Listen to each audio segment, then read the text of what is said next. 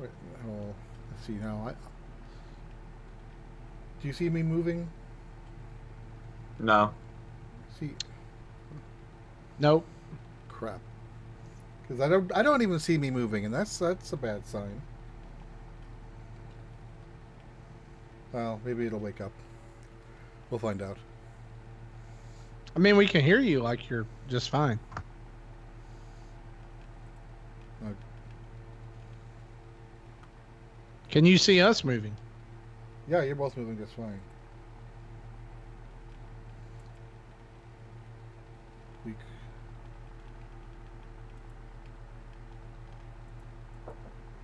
it says my camera all of a sudden doesn't want to work. Huh. Somebody have a fan on? Oh crap! No. Yeah, that's me. Air conditioning. Yes, it's alive! Love it. You know, here. All right, so I'm my gonna- 100 gigabyte transfer from my first SD card is halfway done. Okay, With luck, I should have all of my games on. yeah. I'm gonna like if you guys see me like flailing around during the show, I can like see the flies. if I'm flailing around like a bad Donald Trump rally, then you know that it's just a fly, and I hate bugs. Like I have a bug phobia. Oh my god, did you see did you see Trump visiting England, what we did to him? I did. With a giant baby Trump. Yeah, now they're trying to bring that over here. They're like trying to get it to fly in front of the White House. Oh man, it's just it's such a typically English thing to do, that is. It's like when, The blimp. yeah, it's really like when Saw some of the signs. They were pretty funny. when Margaret Thatcher became Prime Minister, they put the caption Margaret Thatcher the Milk Snatcher. And they used to walk around, like, they used to have protests with, like, Margaret Thatcher holding cartons of milk and stuff. Well, I guess I'm cameraless today. After all that, Oh, that's weird. it wants me to reboot. It wants me to restart Skype. So, well, I'm not really wanting to do that now.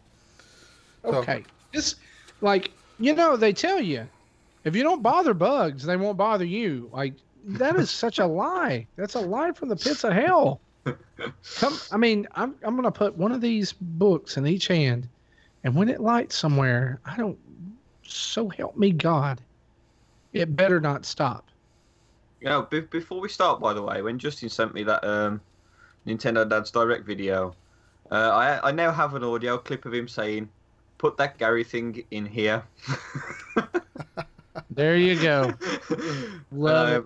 I'm gonna hold it against him. Like, we keep our collection of out of context audios. Oh wow! I can't wait to hear these because this one's got to be added to the list. There's one about me pooping on stuff. I'm just gonna have it as my ringtone. Put that Gary thing in here. Love it. All right, I'm ready. Okay. Even though we've been live for 4 minutes, but we're finally ready to start. Oh, I didn't know we were live when I was talking about Justin. Well, yeah, 'cause I was ready to start, then I noticed that my camera, That's camera was that's frozen. extra additives. Yeah, that's it. That's for everyone. That's for YouTube. You're welcome. It's a freebie. Hang on. It's right. Please just light somewhere, you stupid fly. It's been in this it was in this office this afternoon when I left, and it's just camped out here waiting for me to annoy the awful. Ugh. Earlier it's crawling on my face.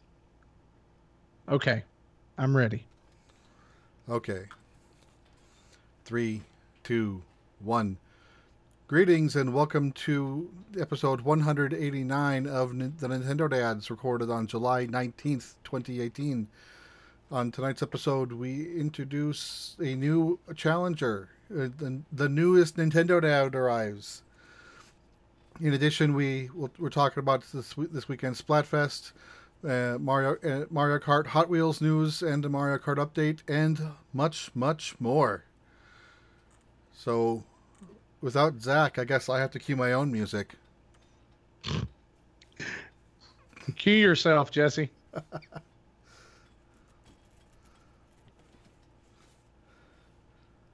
right, here we go. Go ahead. Hey guys, welcome to episode 189 of Nintendo Dads, and tonight I, being Marty Estes, am excited to be joined by one Jesse Waldack.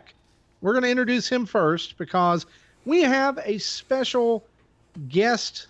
No, not a special guest. A new challenger to introduce tonight. Jesse, man, how the heck are you? I've been pretty good. It's been a really hectic week, especially with family vacation next week, which means I have to do a full wrap up on everything I'm working on. And then tomorrow morning, I get a memory dump on with one of my team members. So if something... Okay. 1 second. I just noticed something else went belly up. Uh-oh. Dun, dun, dun. Nope. Okay, I lied. It's fine. I thought for some reason your audio wasn't coming through, but it's coming through. All right. Sorry about that. I'll try to cut that off if I can remember. No, you're good. You're good. We'll do it live. Okay. So, I guess we're back in beta episode 189. That's fine. Yeah. And it's funny that you mentioned family vacation next week because I'll be gone next week. I won't be on the show next week due to family vacation as well. We're going to be going to the next state over, Arkansas. I don't know why, because it's like the armpit of America. And if you're a listener and you listen to and you're listening from Arkansas, I do not mean that in a horrible way, except to say that I just don't like your state. I love you. I just don't like your state. There's just nothing. I've never found anything in Arkansas that just made me go, wow, I love Arkansas. Yeah, I'm actually going to be multiple states away. I'll be up in Pennsylvania. Ooh, yeah, that's cool. That's cool. Also, guys, this week we are joined by a new challenger. Not just a challenger. No, a brand new addition to the Nintendo Dads podcast, and it is my honor and my privilege to introduce you to our newest full-time host of the show and partner here with all the things we're doing at Nintendo Dads, one Mr. Gary Gray. How's it going, man? I'm good. It's 4 a.m. Pumped full of coffee. I'm ready to do this. Let's go, Marty. Yes. Let's do it. Yes, coming at you from, or at us, or you, or wherever from across the pond. Or maybe it is your pond if you're listening to us, because it's been happening for a while, and it was even happening in the beginning, that Nintendo Dads is kind of branching out and kind of becoming an international show, right? And that's an exciting thing. I mean, there are those of you that we know that listen to us from Canada, you listen from America, you listen from the United Kingdom, you listen from Germany, you listen wherever. And we love that. And so thank you for your support. And there's a video up right now on our YouTube page. If you were just learning about this for the first time, there's a video up on our YouTube page called Nintendo Dads Direct, where good old Justin will fill you in with everything that's going on, including some really cool convention appearance news and all kinds of other stuff, including a contest.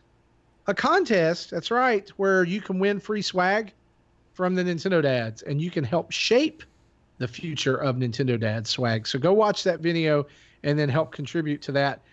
With that being said, let's move right into our first segment of the night, what we've been playing.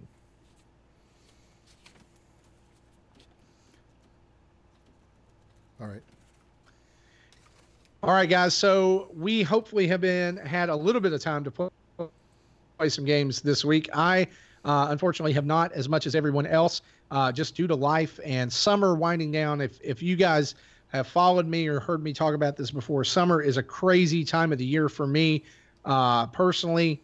I finally get to say next week it's over, right? Like this hectic pace that we've been going at. In fact, I was talking to my wife right before I came up to my office to record, and I said, you and I just really have not seen each other this week. And she's like, yep, I'm going swimming with my cousins in the morning at 9. And I was shrugged and was like, okay, fine. Is there it's been like every day this week, and it's going to be every day next week before we go on vacation.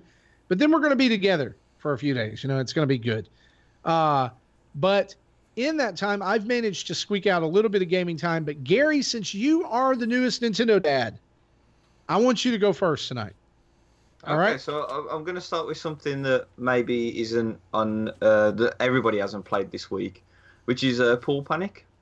I haven't played too much of this, but I know that Jesse, you've played a little bit of it as well. Yeah, I got maybe 10 minutes in, 10 or 15.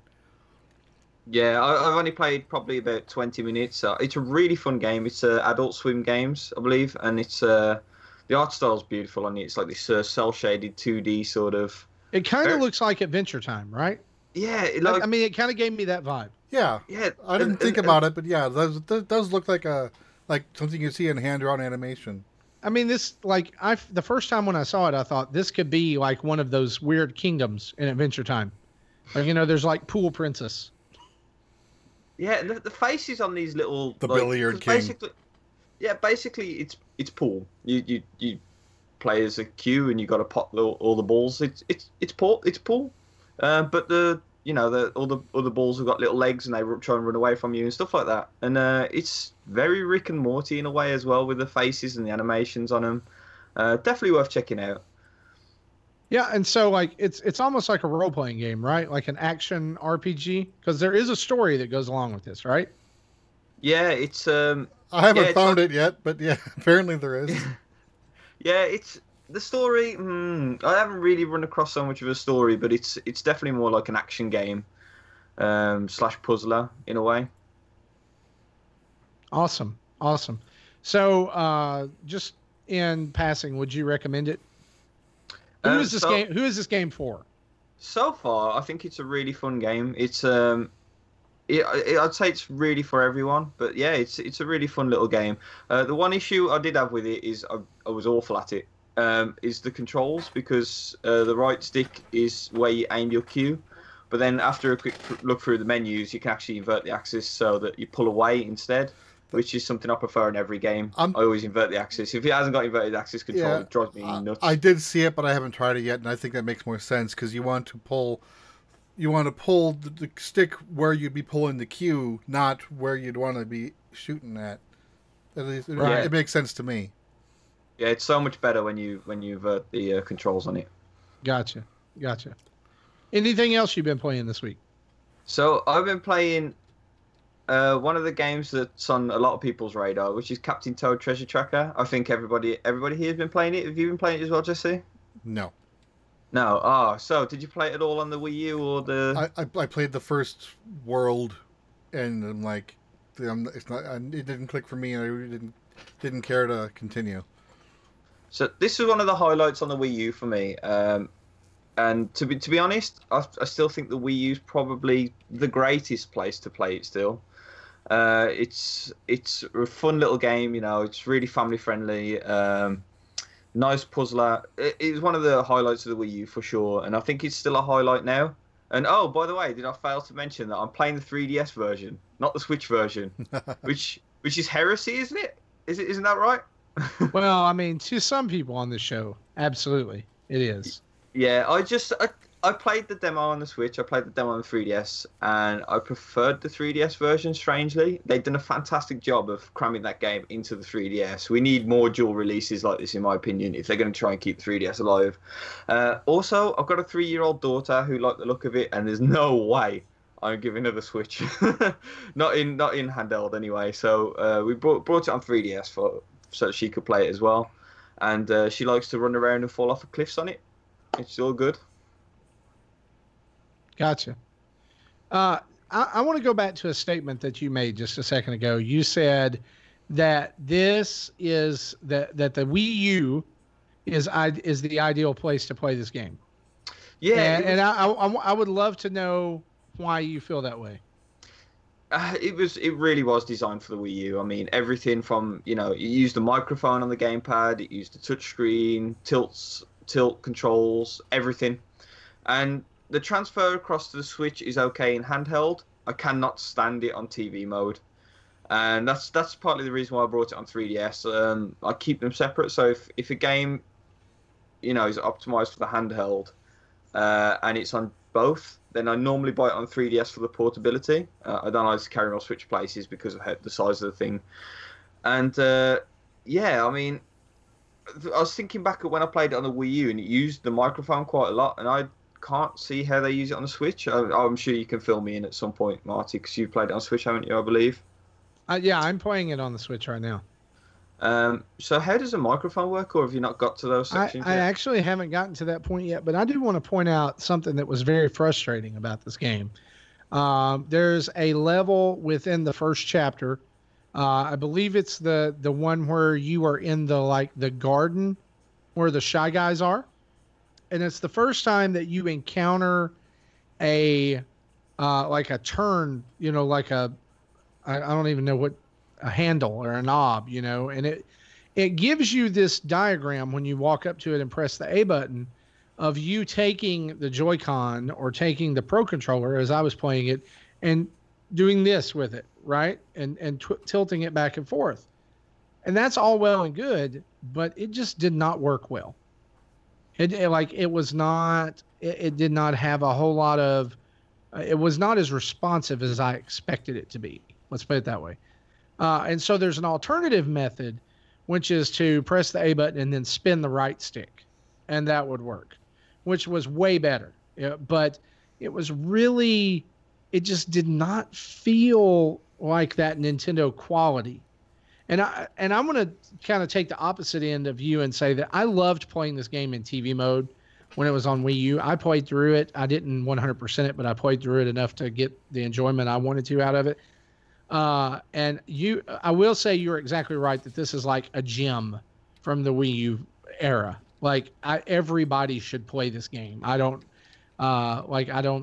think there's very many people, and I say that with present company excluded with Jesse, since he didn't enjoy it. Like, I don't know many people who didn't enjoy this game.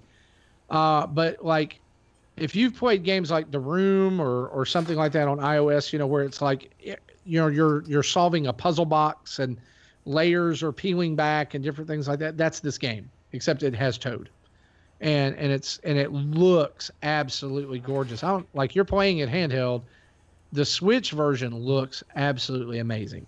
Of course, the Wii U version looked absolutely amazing. So there's been I guess fidelity wise, there's a little bit of an upgrade, but and the only thing that I'm itching to get to that I haven't yet is I've not played any of the Odyssey levels yet, and I'm just really because I'm not spending a lot of time with this game, but I'm ready to. But I've also heard this, that those changes, like the subtle changes, like you do this with the Joy-Con now, or you do this other thing with the right stick with the Pro Controller. Those aren't the only changes that have come to this game. I read earlier that whereas Captain Toad for the Wii U served as a prequel to Super Mario 3D World, the ending of Captain Toad for Switch has been changed to serve as a prelude into Mario Odyssey. I can see that. I mean, and so like the stages make sense if you have that. I don't know what it is. I didn't read it because I don't like being spoiled, but it's there. I mean, for anybody who missed out on the Wii U version and doesn't mind the spoilers for the 4-year-old version, the ending of it did tie directly into 3D World, and he also had the chapters where you played through 3D World levels, which have been removed now. So it does make sense that that's been changed and edited. I know a lot of people are angry with that change, that they took all that out, but in all fairness, that gives the Wii U owners something special still. Now, I've played through some of the Odyssey levels. You unlock them with the Wedding Amiibo if you don't just want to play through the game to unlock them normally. And the one thing I've got to say about them is they get hard, man. Mm-hmm. Yeah. I think they actually get quite hard. And if you want all the gems and you want to find Pixel Toad and you want like all the little check marks, that's some difficult stuff. Yeah. Yeah, Captain Toad in the later levels, without any spoilers, was probably one of the hardest games I played on Wii U. Yeah. And here's the thing, like that just tells me that it was a good decision for me to stop playing when I did. Yeah, if you were frustrated by it in the beginning, then you would have been super ultra frustrated by it in the end, because there's some parts of it that I would even call fiddly, like just really, like kind of like really, that's like the reaction I would have when something happened, like really. Really, this is what we're going to do, Captain Toad? You know, and there's like some levels that the check marks is dependent upon timing. Like you've got to beat it in a certain period of time, and I can't. Like I don't even know. We've spent way too long on this game, though. For those of you who, I will say this, for those of you who complain about Wii U ports to the Switch, the price of Captain Toad should be way more up your alley. I believe it's $39.95 on Switch and 3DS, or $34.95 there. Honestly, if you have a Switch, there's absolutely no reason for you to get this on the 3DS if you, because both of them are portable. Yeah, and just as a note, even though I said that the Wii U is probably the optimal way to play it, it's a fantastic game on any system. So if you haven't played it, you're slightly interested, just do yourselves a favor and just get it. Yeah, it's really good.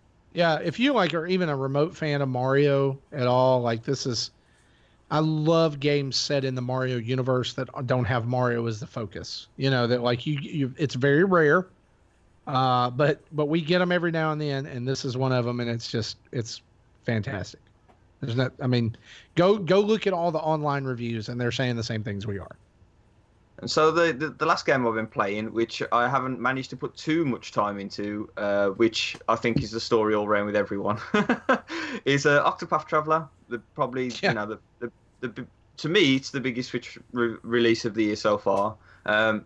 Just a bit of a background, because obviously I haven't been on the podcast really. I've been on once this year, I think, so far.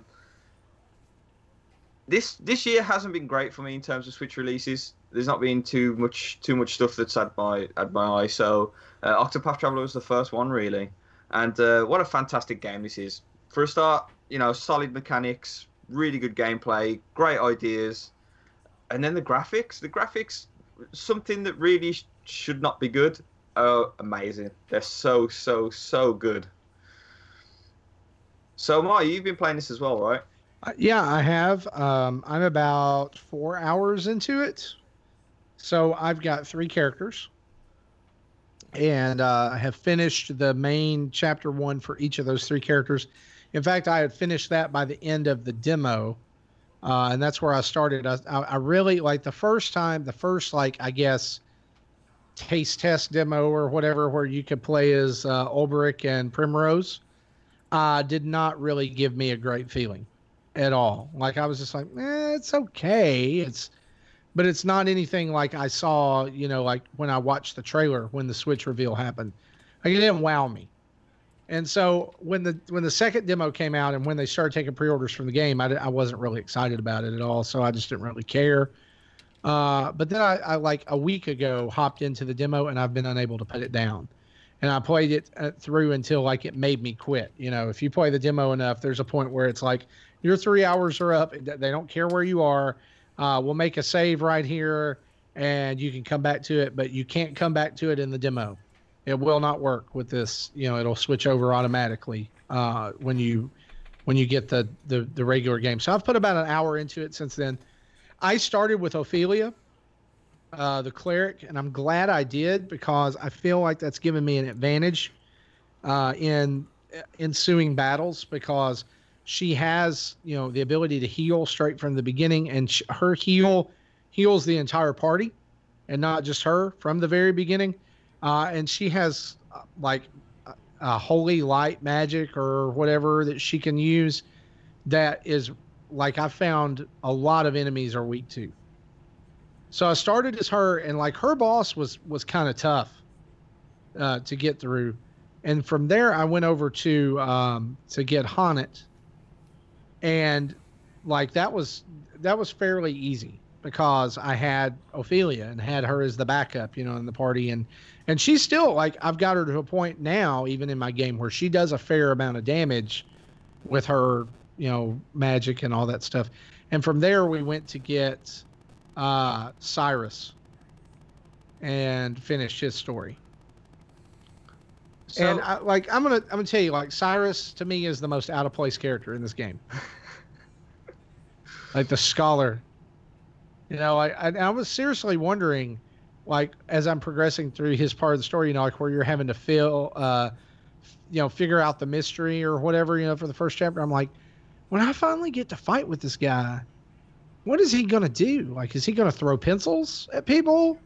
Is he going to like study them to death or whatever? Throw quadratic equations. Yeah. Turns out that, I mean, he's basically your mage, right? He starts out with fire magic. He starts out with ice magic, and it's actually really powerful. So I'm like, I like him now. I'm waiting to see what the rest of that story gives, right? So, did you know the random fact about the characters' names in this? I did. Yeah. But only because someone revealed it on Twitter. And that's how I saw it too. I didn't know it before I saw that tweet. So I'm going to take a minute right here, and I want to go into something that someone asked us on Twitter, okay? Because, and I think this is interesting, and I think it's good for us to pause and talk about this because the interesting part about Octopath is that it has sold out physically across the world. They don't have, it's sold out physically in Japan, Amazon here in the United States. It's on backlog. In England, I know that they were saying it was, had sold fairly well, and there was low stock as well. And it's funny because when it sold out, it shocked both gamers and the developers. Like, I think the developers were genuinely shocked at how well it was was taken, when it came out. And so one of the and I think that's funny, and I want to come back to this. I think this is funny because one of the overarching criticisms of Octopath is, even though so many people love it, a lot of reviews, a fair number of reviews, have come out basically criticizing the game for not having an overarching story. Okay? And one of the fans of our show, Benjamin Aquino, tweeted us earlier when we asked for, questions or topics for tonight's show. And here's what he said. He said, a lot of the criticism I've read for reviews on Octopath Traveler is that the game lacks an overarching story that strongly links the players together. Do you feel that this is necessary? I personally feel like this is too commonplace in RPGs, and breaking the norm is good. So, guys, what do y'all think about this? Well, I'd say it's not just RPGs where it's commonplace. You see this in TVs and movies all the time too, because I think that's just good storytelling. If you're going to have an A plot, B plot, C plot, D plot, the only reason why you'd have that many subplots is because for some convoluted way they merge at the end. And I think most of us are used to that type of storytelling, so when it doesn't happen, I can see why you might be a little disappointed. Yeah. What about you, Gary?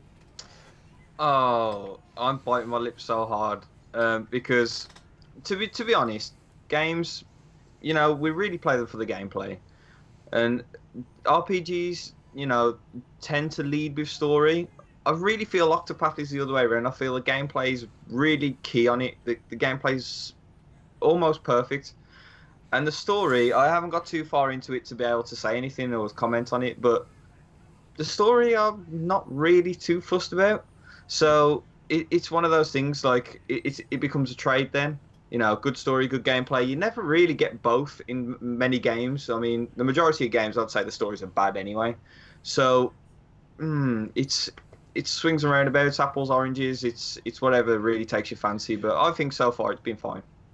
Yeah, I think this is indicative of the gaming industry right now as a whole, right? I think people, a majority of people feel like you either have to have one or the other, and it's a trade-off, right? You either are going to get a really good story and a boring game, or not much of a game there at all, or you're going to get one heck of a game. It's going to be one awesome experience to play, but there's not going to be anything meaty there in the story.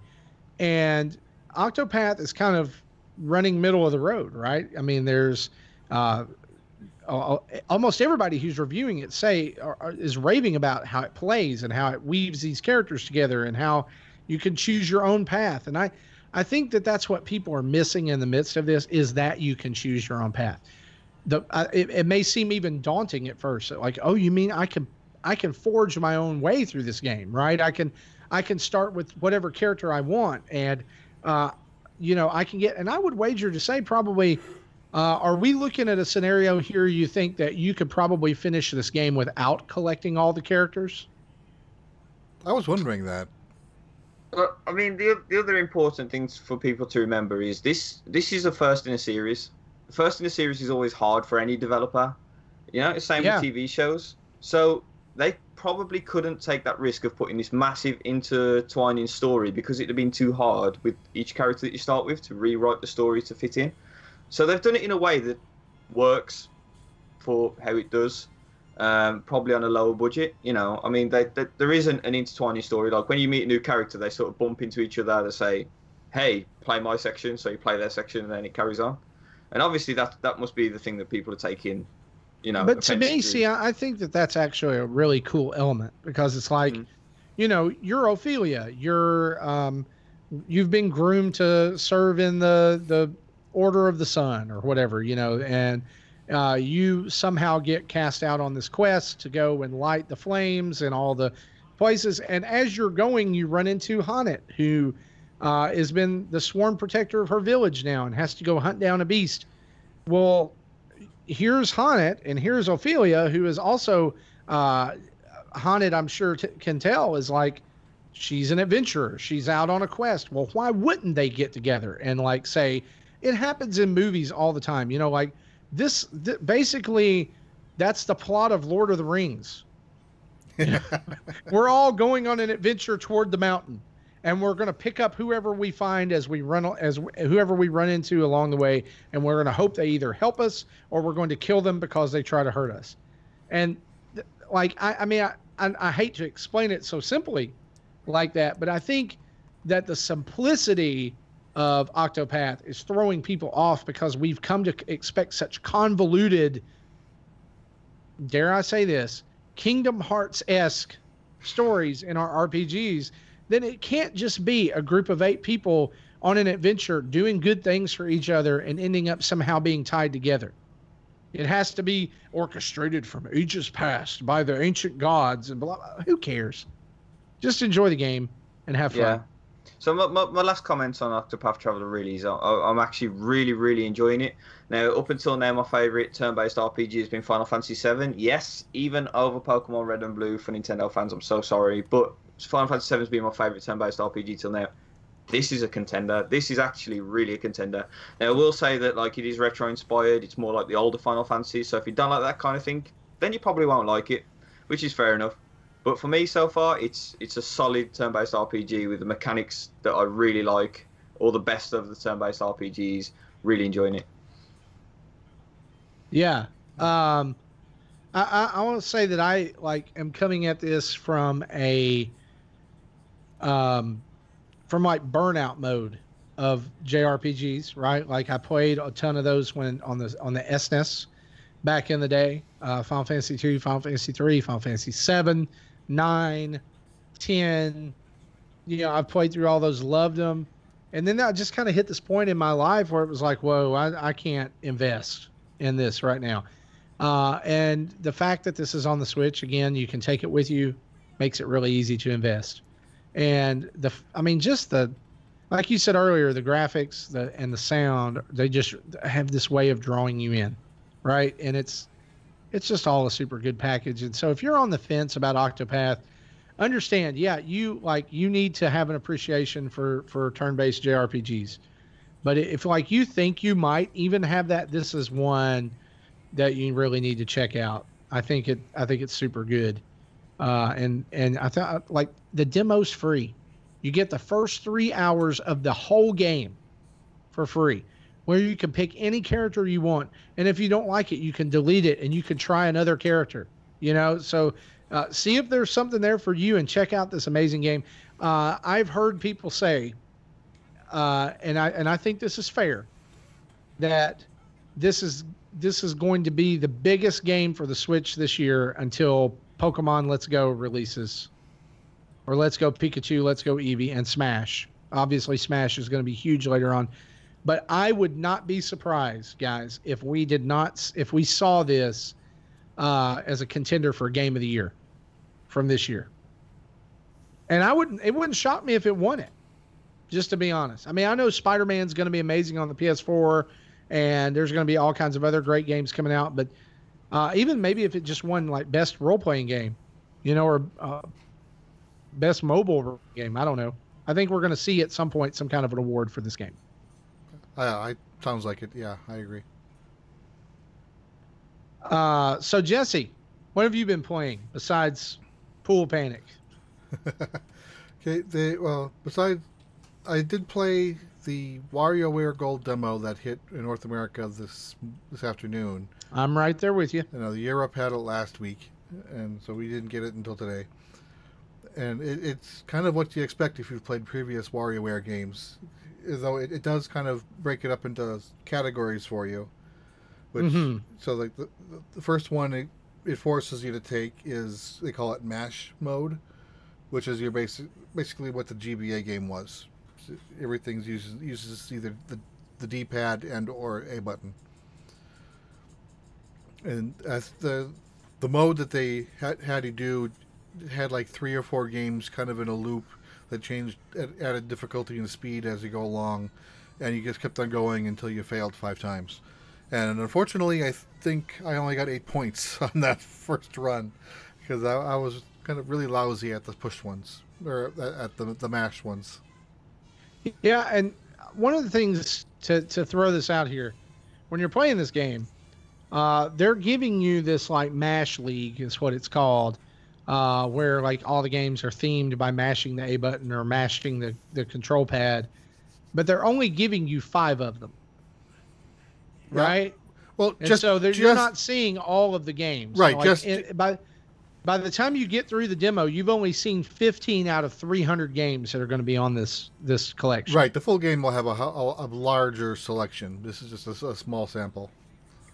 Okay, and then So once you've gone through mash mode, then they unlock twist mode, which is so if you played the GBA version of Twisted. A lot of games similar to that, where you use the gyro controls, rotate it left and right. After that is touched mode, so if you've played touched on the DS, you kind of know what you're getting into. Then after that, I think they called it ultra mode or ultimate mode, which is a hodgepodge of everything you've done, and it does give you a brief warning between each game. It tells you which mode to be in. So if it's touch mode, you get to grab that stylus real quick. Otherwise, yeah, your most comfortable position is usually good enough. And I did the best in the touched mode. I think I got near like low 30s. All of the other modes I got high 10s or low 20s. Yeah. Did you notice when you were playing through touch mode that one of the games is using the stylus to drag Joy-Cons to connect to the Switch? Yes, I was amused by that. And so the really cool thing about this is this game got, put out during a direct, and it was passed off as kind of like a best of WarioWare, right? That was going to be the gold version. It was going to be, what they did not seem to tell us is there's going to be new games included. And I'm super excited about that. The other thing that caught me about this demo is that for the first time, Wario, who is voiced by Charles Martinet, speaks in complete sentences. There are like fully voiced cutscenes in which Wario talks, and it is the most bizarre voice that like I have really had a hard time, because like most of the time when you're playing Wario, he's like Wario or or something like that, like, and that's all you get, or you get these little sound bites, right? Like this is like 2 or 3 words at most. Yeah, this is like full on sentences. And like the first time I heard it, I was really put off by it. Because I don't know that we've ever gotten that much Wario, right? And like that much Wario dialogue at once. And he even like when you're playing the games, he'll talk to you like, you'll get to you'll get down to 1 garlic or whatever because you failed. He'll be like, only 1 chance left, and it's just, it sounds like this like garbled Mario voice, and it's creepy. That's what it is like. And I guess it's good because like Wario is supposed to be like this disgusting, creepy, non-Mario Mario, right? Right. So it fits. Like I feel like they've nailed it, but man, it just creeps me right the heck out. And What if this is just soft prep for the Mario movie? I heard fine with that. I heard that someone suggested that if Martinet is able to pull off these full sentences well as Wario, it's possible he could do it as Mario and be the voice of Mario in the movie. Oh yeah. I still think that'd be even harder to listen to. You know, listening to 90 minutes of that, but we'll find out. I don't know. What's worse, listening to 90 minutes of Martinet as Mario, or listening to 90 minutes of Minions? Banana. I just vote Gilbert Godfrey for Wario. Oh my God! Wow. It needs to happen. I'm the parrot from Aladdin. I'm sorry, but he's perfect. He needs to be. I'm going to steal all of your treasure because I'm Wario. That's a terrible Gilbert Godfrey bit. I was going to say that is surprisingly well for being 11 o'clock at night. I think the amount of the amount of quality in a Gilbert Gottfried impression is directly proportional to how hard you squint your eyes. You do. Truth. But yeah. Speaking of that, we are way off track. Jesse, one last game you've been playing. I'm going to call you out on this. Sanrio characters Picross. Come on, man. It's Picross. Like, how can I say no? If it was like Poops of the World Picross, would you play it? Probably. Oh my God. I'd play that. Anyway, so I have actually never heard of the Sanrio before. I didn't know that there was like this overarching branch of all these animation characters, which includes Hello Kitty, which is like the only thing here I've ever heard of. But so basically, it's like other Picross games from Jupiter. It gives you the normal mode, a Mega Picross mode, and Micross. But it changes things up a little bit in that Mega and Micross are not unlocked off the bat. You have to go to the regular mode. In the regular mode, there's 150 puzzles, starting with 5x5, going up to 20x15. And as you finish each puzzle, you unlock one character's profile with a little bit of piece of artwork and a little blurb about him, and like 3 to 5 stamps used to decorate the game in any way you want. And the stamps usually include pixelized version of the character, more traditionally drawn version of the character, and then a few just knick-knack things like ribbons and bandages, just weird knickknacks you can use. And then when you do unlock the Mega Picross, that's kind of what everything that you normally expect Mega Picross to be. It's the same 150 puzzles, just in giving you different sets of clues and different rule sets. The Micross does change things a little bit in that normally it gives you an 8x8 grid. You solve that puzzle, and then each cell of that puzzle is another 10x10 puzzle that you get drilled down. This is similar, but instead of starting with the 8x8 grid, you unlock pieces from the main game. As you collect the pieces from the main game, then you can go to Micross and solve those puzzles. So it kind of gives you an order of doing things. So once you finish all 150 puzzles, you've unlocked all of the Micross puzzles within that set, and then you'll be able to beat the game. Awesome. I still I can't get past the Sanrio. I'm surprised that you didn't know what Sanrio was, considering that you like ponies. Right. And lots of other forms of animation I've always been a fan of, but just for some reason that one's always kind of skipped me.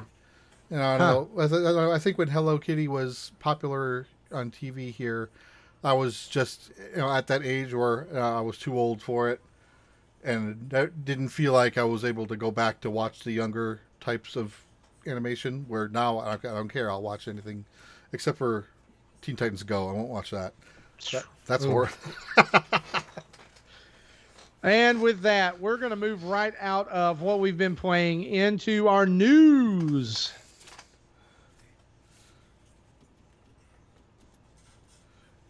Wow, for 2 minutes a game, that lasted 35. Yep. 35 minutes. Yeah, it sure did. We got to work on that, but that's okay. It was fun. Are we ready? Ready. And our news is brought to us by us over at patreon.com/Nintendo Dads. We want to say a huge thanks to our newest patron, David White, who also joined us as a Patreon executive producer at the $30 level. David, thank you so much for being with us. And thanks to all our patrons for just making all of this possible. You know, loving on us, encouraging us, getting in the Discord, talking about all the good things that are going on. For $5 a month, you can join our Discord chat where we are building what some people have called one of the greatest video game communities they've ever been a part of. That is the least toxic that among video game communities that they're a part of, and that's why we leave it at the $5 level. Some people have asked, why does it take $5 to get into the Discord? It's because we want to be sure that you guys get the best of the best when it comes to building community, and that's one of the reasons I love Nintendo Dads so much. And being a part of this show is our amazing community. And even if you're giving $1 a month, thank you for all the support that you give. Look for big things coming up very, very soon. So let's get right into some news, guys. First and foremost, I want to do a correction from last week's show and admit to all of you that I was wrong. I know it doesn't happen very often, but I am wrong.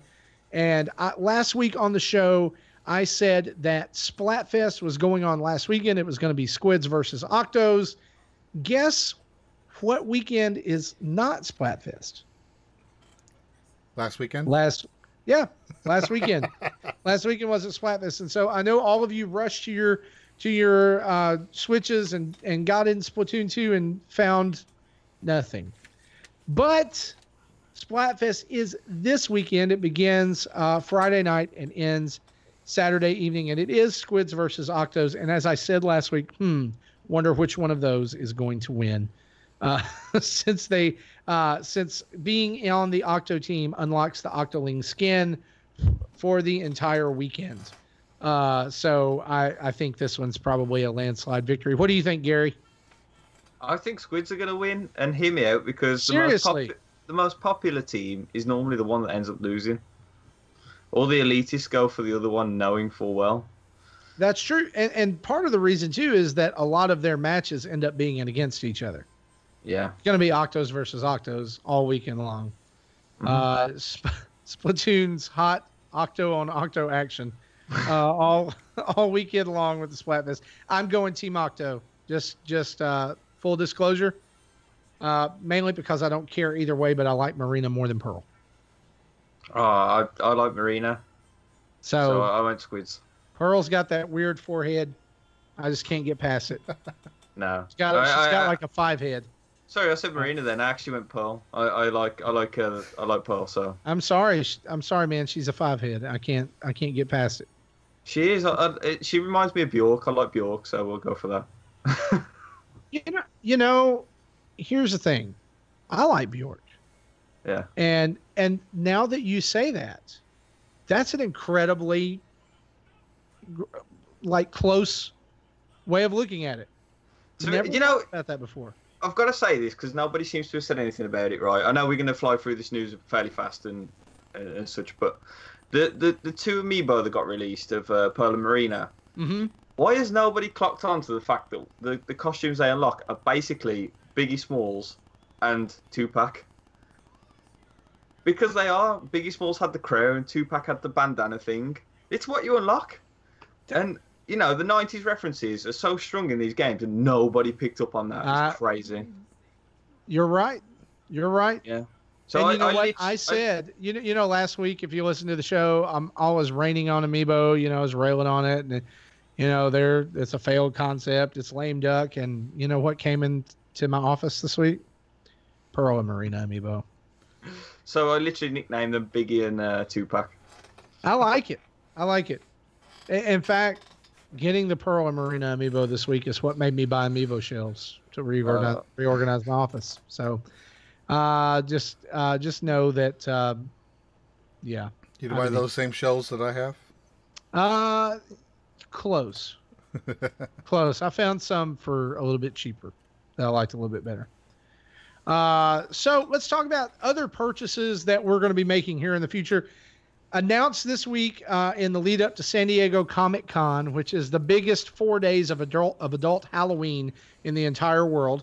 Mario Kart Hot Wheel toys are coming June 2019 with the first assortment containing Mario, Wario, Luigi, Toad, Peach, Rosalina, and a few others.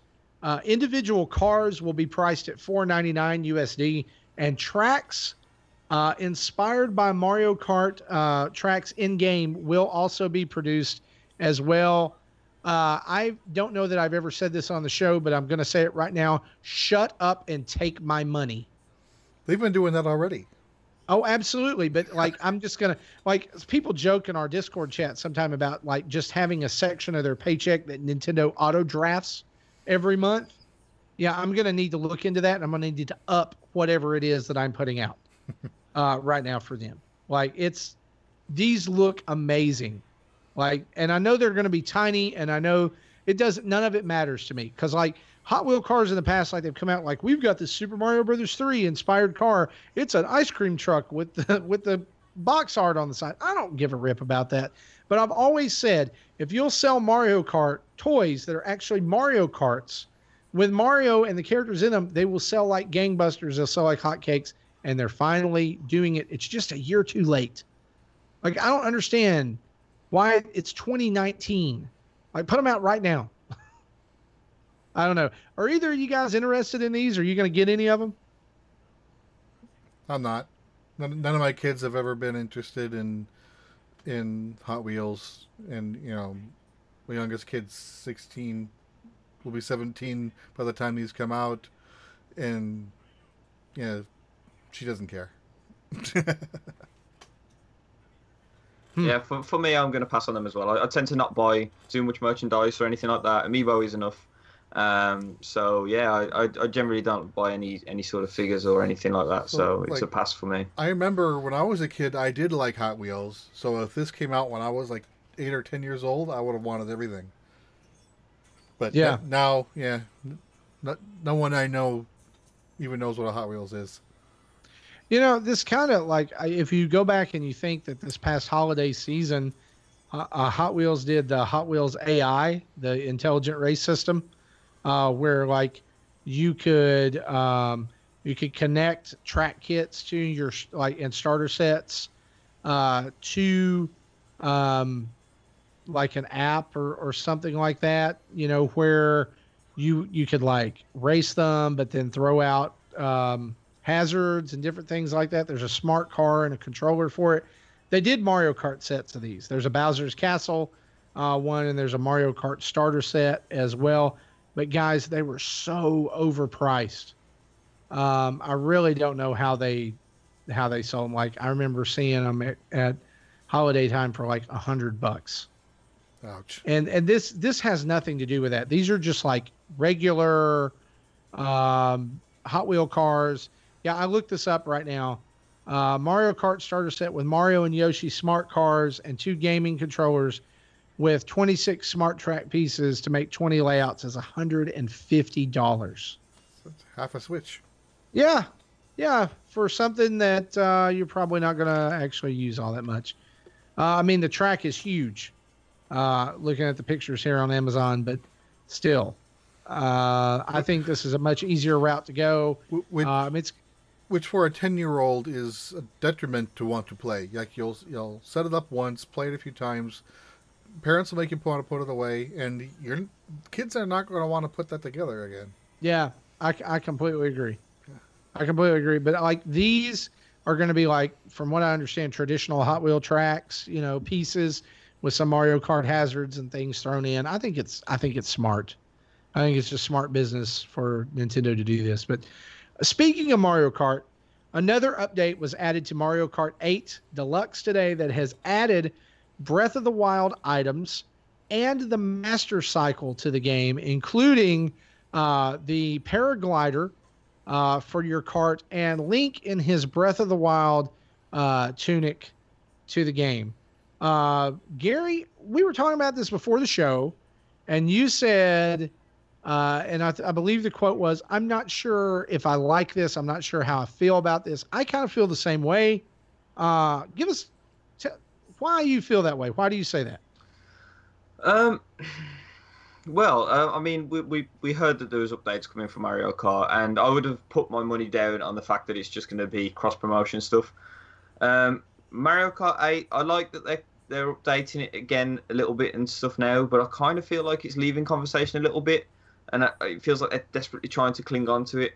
I'd rather all this effort be put into something else, but that's just personally me. I know other people really like it, and I get it. They're trying to keep Link relevant in it. Like the Link that was in it is no longer Link. Like the new Link is this blue tunicked, hero of the wild one, and so like I get it. It's good. There's nothing wrong with it. I would just rather the effort be put into something else. Like the Labo integration was cool, but I think maybe people have played it for a second and then that's it.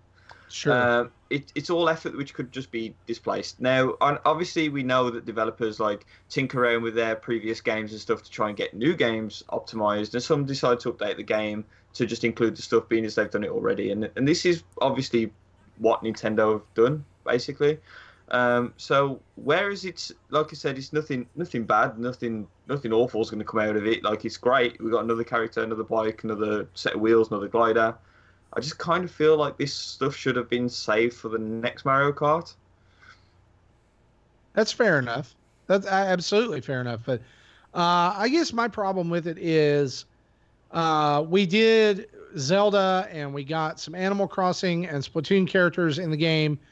Why is Nintendo ignoring the obvious, which is Mario Kart 8 needs to turn into Smash Kart?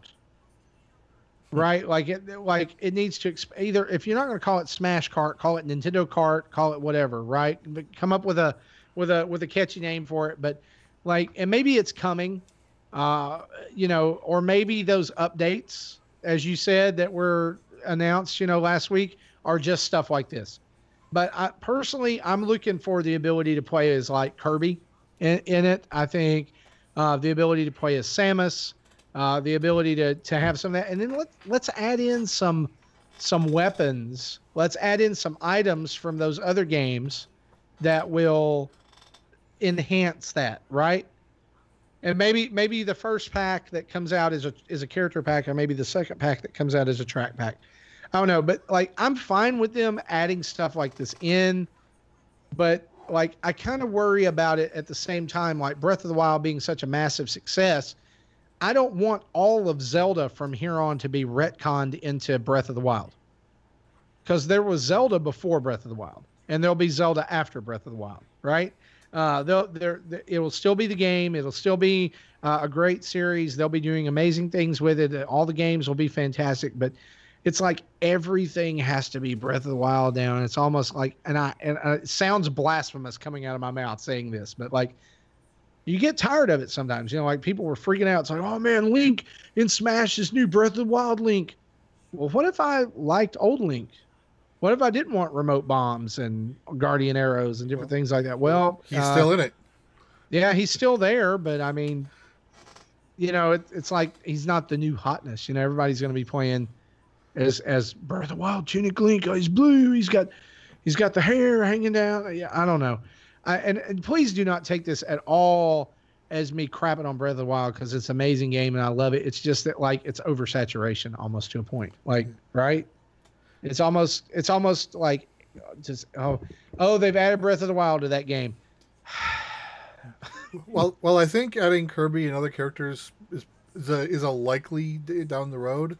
I don't think they'll change the name. I think that Mario Kart branding has too much recognition, since I don't think they'll be willing to change that when it comes down to Mario Kart 15.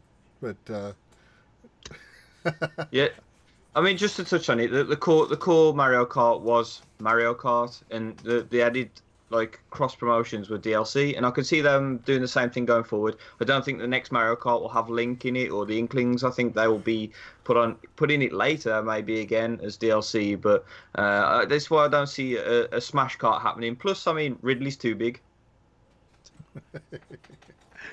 I heard a rumor, and this is not in our notes, but I'm gonna say this: that Japanese players of Smash the fandom is calling Ridley Captain America because of his Wow. huge American following and the American push, which is they call it a Western push to get Ridley included in the game. Well, their Metroid franchise really isn't much in Japan. It's all Western. Yeah, so he's Captain America. What I fully expect now is for Sakurai to give us a red, white, and blue themed Ridley.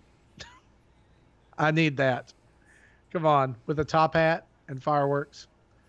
I don't know. Let's move on to our next news item. With a circular shield with a star in it? Yeah, that'd be fine. I'd be okay with it. Epic Games, who is the owner and distributor and creator of the Unreal Engine, has announced this week that they have significantly improved Nintendo Switch development with the 4.20 update to the Unreal Engine. Going by an article on mynintendonews.com, here is what they said. We have significantly improved Nintendo Switch development by releasing tons of performance and memory improvements. Now, I love this. Follow this.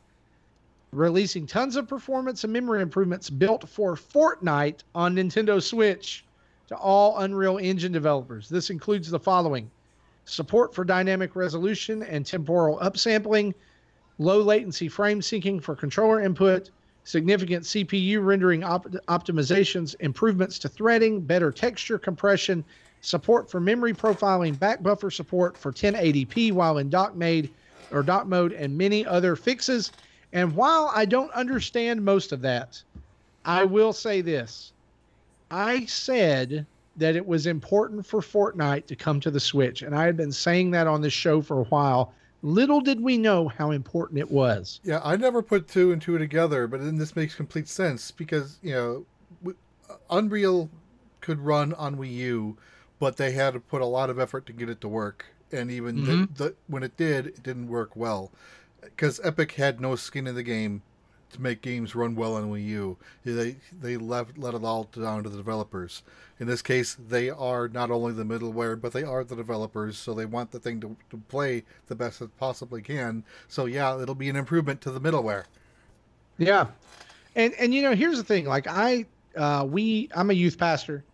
We have tons of students who play Fortnite. And so we have got 2 TVs in our student room, and on Sunday mornings and Wednesday nights, that is what is being played right now. There's somebody playing and they're watching somebody play, or they're waiting their turn to play. And so I have it on an Xbox One and I have it on a Nintendo Switch side by side. And you know what? There are differences, but it's not that different. It doesn't really look or move all that different. And I love the fact... You notice the difference if you stop it and look at the frame by frame. But when you're actually playing it, you don't have time to look for it. No, you don't at all. And, I love the fact that this game has come to the Switch. It's been such a boon for the Switch already in, downloads and attention and all kinds of things. But the cool backstory of this is that Fortnite coming to the Switch makes all games better. Right? Yes. All games that are running on the Unreal Engine from this point forward are going to have access to the same benefits that Fortnite got as it came in. And while it sounds like most of these updates are improvements for the Switch version in general, would assume some of these updates are just middleware wide and would affect everybody as an improvement. Sure. And more improvements for developers on the Switch is never a bad thing for anyone. All right. I mean, Panic Button seems to have it figured out pretty much. Maybe this will help some others along the way as well. Moving on, Game Freak's Junichi Masuda has briefly spoken about the upcoming Pokemon game for 2019. And fear not, Pokemon fans who were put off by Let's Go Pikachu and Let's Go Eevee. He says that Pokemon 2019 will, quote, have the same kind of feeling as the previous games on handheld systems. In other words, we're just going to make the same game over again, except we're going to sell it on the Switch. Which is what a lot of people want. It is what a lot of people want. Gary, you're a Pokemon fan. What do you think about this? I'm a fatigued Pokemon fan. So I was huge into Pokemon until the 3DS ones. And the 3DS ones, I hate to say it, they bore me. Like X, I dropped off, and I got Ultra Moon. Ultra Moon, I got halfway through, loved it to bits, and then I dropped off. Uh, it it's not going to change, right? I mean, Pokemon is Pokemon. The core gameplay's there. It's always the same, no matter what changes. Like, you'd hear the Pokemon Moon and Sun were like these big new beginnings. They were the same game, really. They're not hard. They were the same game, and it's going to be the same again. Obviously, they put tweaks in and changes. Like the no gym leaders in the last game was quite a big thing. Which is cool. So if you love Pokemon, that's it. It's for you, definitely. If you're already tired of the Pokemon series, and I see it being more of the same, so you'll probably still be tired of this one as well. One quote from this article that I think was particularly telling was after he said it'll have the same kind of feeling as the previous games on handheld systems. But then he goes on to say this: there have been times where you couldn't bring Pokemon over from previous titles.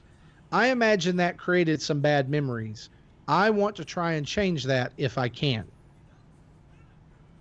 So are we looking at a brand new generation of Pokemon, or are we looking at a lowland region? What do you think? Well, if this doesn't sync with my Pokemon Walker, then I'm going to be upset. No, he said that. But yeah, I mean, it's going to be a new generation. But I mean, the trend has been since Black and White, really, is that the new generations are just a mixed bag with a couple scattered here and there, some new forms about. It's going to be more of that. I don't think they're brave enough to do the 150 original only Black and White thing, which for the record was my favourite game. Well, past the original ones, they're kind of doing that. People hated. They're kind of doing that with Let's Go, so they don't need to do it again. Yeah, they don't need to. You're totally right. They don't need to. So I think it's going to be just an evolution of the other games. It's going to be the same. Yeah, I completely agree with you. I think that if you're a Pokemon fan, you are not going to be disappointed by that game. But if you're a fatigued Pokemon fan like Gary, you may not find anything here that kind of reignites that fire, right? Yeah. So for the record, Let's Go is the most hyped I've been for a Pokemon game in a long time. I'm really excited about it too. As somebody who is like you has dipped into X and dipped into Sun and didn't really get that far because it just kind of felt stale, right? It just felt boring. I'm actually really looking forward to the gameplay changes. Before people say that it's because I'm an old fan and it's in Kanto and it's the original 100, it's not that at all. It's the changing gameplay I'm looking forward to. Yeah. Now, and here's the thing: like I'm like you, like with Sun, and the way that game was presented, it felt different enough that it held my attention longer than X.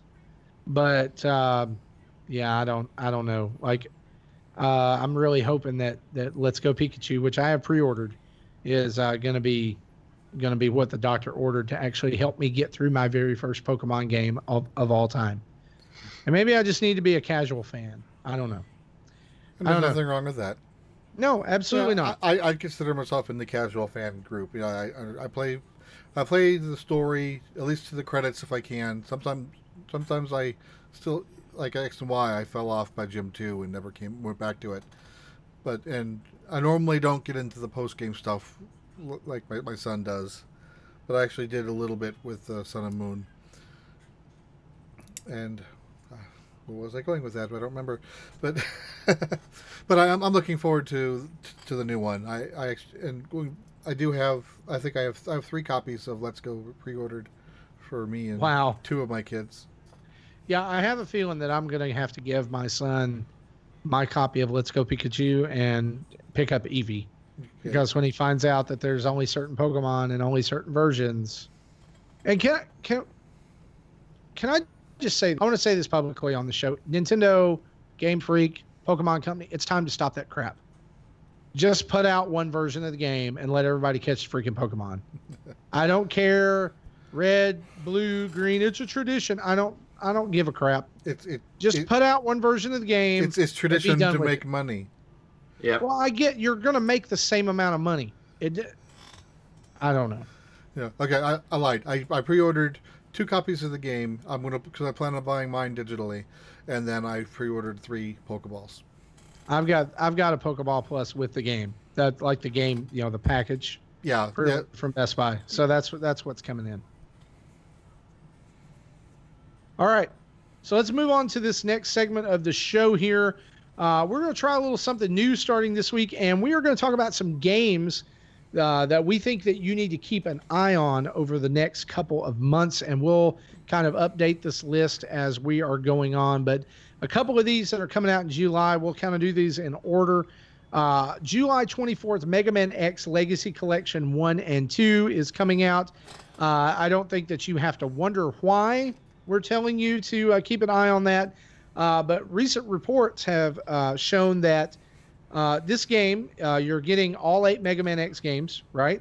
You're getting the animated like Birth of Sigma movie that is like been very rare or hard to get. And they've also introduced like a new boss rush type mode where you take on 2 bosses at once, and what they are calling a rookie Maverick Hunter mode into the games, which will adjust their difficulty some. So they've actually put a lot into this. And that's coming out next Tuesday. I'm going to be picking it up. I've already pre-ordered it, paid it off. If you're a Mega Man fan, Mega Man X fan, you need to be looking into this. They've also said that the possibility of a new Mega Man X is on the horizon, depending on how well this does. So go out and freaking buy this so we can get more Mega Man, right? Speaking of, can I just say this? The Mega Man cartoon, the new Mega Man Fully Charged cartoon that's coming out on Cartoon Network, got a release date today. It's August 5th. That's when those episodes start, accompanied by a slew of merchandise, which also includes toys, Woot, which I'm excited about. So, yeah. And so is Cartoon Network, because that's where the money comes. That's where the money comes from. Absolutely. But this is going to be like one of those Teen Titans Go shows where it's like 15-minute episodes. And yeah, we'll see how long it does. We'll see how long it lasts. We'll see how it does. I'll give it a few episodes, and if I like it, I'll keep watching. And if not, then it'll fall off my list. Just tell yourself this. It will never be as bad as Captain N, the Game Master's depiction of Mega. Yeah, I liked that show as a kid, but I never did like the Mega Man interpretation. Terrible. Nor Simon Belmont. Oh, don't get me started. Also coming out next week on Thursday is Hello Neighbor. Have either of you guys played Hello Neighbor? No. I've not. No. Okay, so the premise of this game is really super interesting. You are trying to break into your neighbor's house to find out what horrible things he's doing in the basement. All right? If he catches you, your game is over. But the way the game is being sold is that it has a responsive AI that learns from your movements. So if the first time that you break in the house, you break in and you go through the window, guess where he's going to be next time? He's going to be watching the windows. If you go in through the front door, he's going to be there. And it's presented as kind of like light and cheery on the outside, but it looks like one of those games that turns super creepy really fast. And I'm excited about the game. Five Nights Creepy? Yeah, like Five Nights Creepy. So I'm kind of hesitantly excited about it. I'm probably going to pick it up. I know some of the YouTubers that I watch have done plays-throughs of this on their channels. Yeah. And which I've never watched. So right. And so I think this comes with a dad warning too, right? A Nintendo Dad stamp of warning. This may not be a game you want to get and play around the kids or allow the kids to play on their own, right? Do a little checking around, do a little dad and mom homework, and make sure that whether Hello Neighbor is right for you. Maybe it's a game you need to play after the kids go to bed. My problem with this is I don't do the parental controls app because I hate it. I think it's too restrictive for me on my Switch, right, and having to connect to the internet. So unfortunately, my son has played things on my Switch like Doom and Shaq Fu, which he informed me earlier this week when I came home one day. Hey, Dad, I beat Shaq Fu today. Oh, really? For those of you who have played Shaq Fu, you know what I'm talking about. If you haven't, it's like bathroom humor and a bunch of words I don't allow my kids to say. So, interesting. You could always get yourself hyped for Hello Neighbor by watching Tom Hanks' The Burbs, because that's what it sounds like. It does sound like that. Yeah, it does, really does. And that's the same. That starts off cheery and gets very dark. Absolutely. Absolutely. A couple other games coming out that we want to highlight. Hollow Knight. We've not really talked about Hollow Knight here on the show. I picked Hollow Knight up back when it launched and have put about 2 hours into it. I love it. I think it's fantastic. It's hard as nails, for sure. But it's getting free DLC on August 23rd. The Gods and Glory pack is coming to Nintendo Switch, as well as everywhere else, I believe. And so be watching out for that. Hollow Knight is one of these unsung little gems of the eShop, I think, that people may have gotten lost in the shuffle with some other things that were coming out. But if you're a fan of like really hard 2D platformers, Metroidvania type things, I hate that word, but it's what it is. Metroidvania, then you really need to check this out. Like, I've heard it called Tim Burton-esque. So if you're like a Tim Burton fan or that kind of weirdness, like, I don't know, Stephen King-ish, I don't know. You're playing this character who like has a skull for a head, and you're running around in an underground city killing bug people. I know this is not the best description for a game that I could give it, but it really is like Metroid, and it may have some super challenging sections and bosses and things. It's well worth your time. Also in August, Sega Aces launches finally for the Switch. The first two Sega Aces coming out, Sonic the Hedgehog and Thunder Force 4. I just want to know, like, are you guys excited for this, or do you think that we should have gotten the Sega Retro Collection that Xbox and PS4 got? I don't care either way. I'm not planning on getting them either anyway. But I think it is weird that we didn't get the same collection that the other systems got.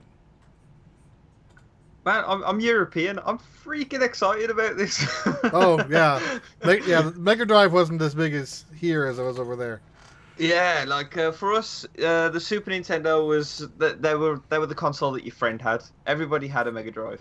So Sonic was obviously huge here, and okay. To answer your question first, Marty, I'm now glad that we didn't have that collection, and the reason is because these games are modified. They are not just ports.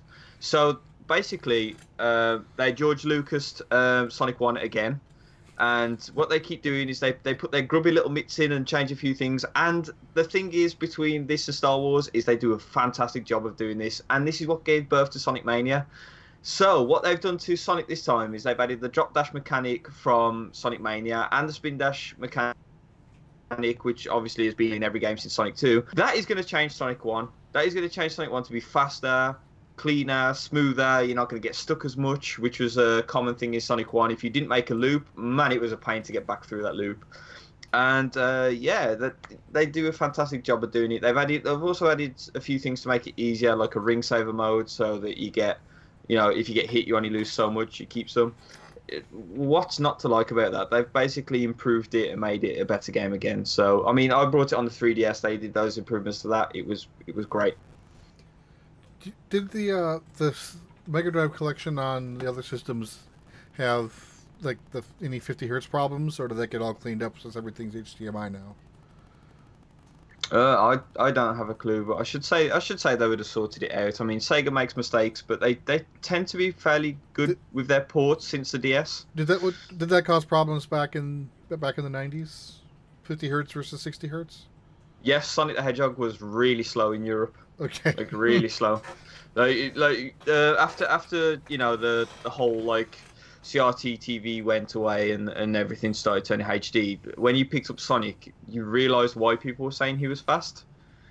Yeah. Like he almost had like a Zimmer frame and a big heavy backpack on in the European version of the original release. Sloth the Hedgehog. Yeah, it was very slow. Like even the music was slow. Wow. So the whole game was just slowed down. I've played through Sonic the Hedgehog, beat it, the original game, but I've never played Thunder Force 4. No. So that no might mess. be the one of the two out of this I don't that think I've I'm ever heard actually of that interested game. in. It's a shooting game. It's top down, right? Okay. Yeah, that explains it. I believe it's top down shooting game. It may have been one of those that switched up, but I know it was in a long line of games that were celebrated for that system. So those are launching at some point in August. A couple other games, and we're gonna kind of move over to our community spotlight. Banner Saga Trilogy will be getting a physical release in September 21st. That's going to collect all 3 games for the Switch.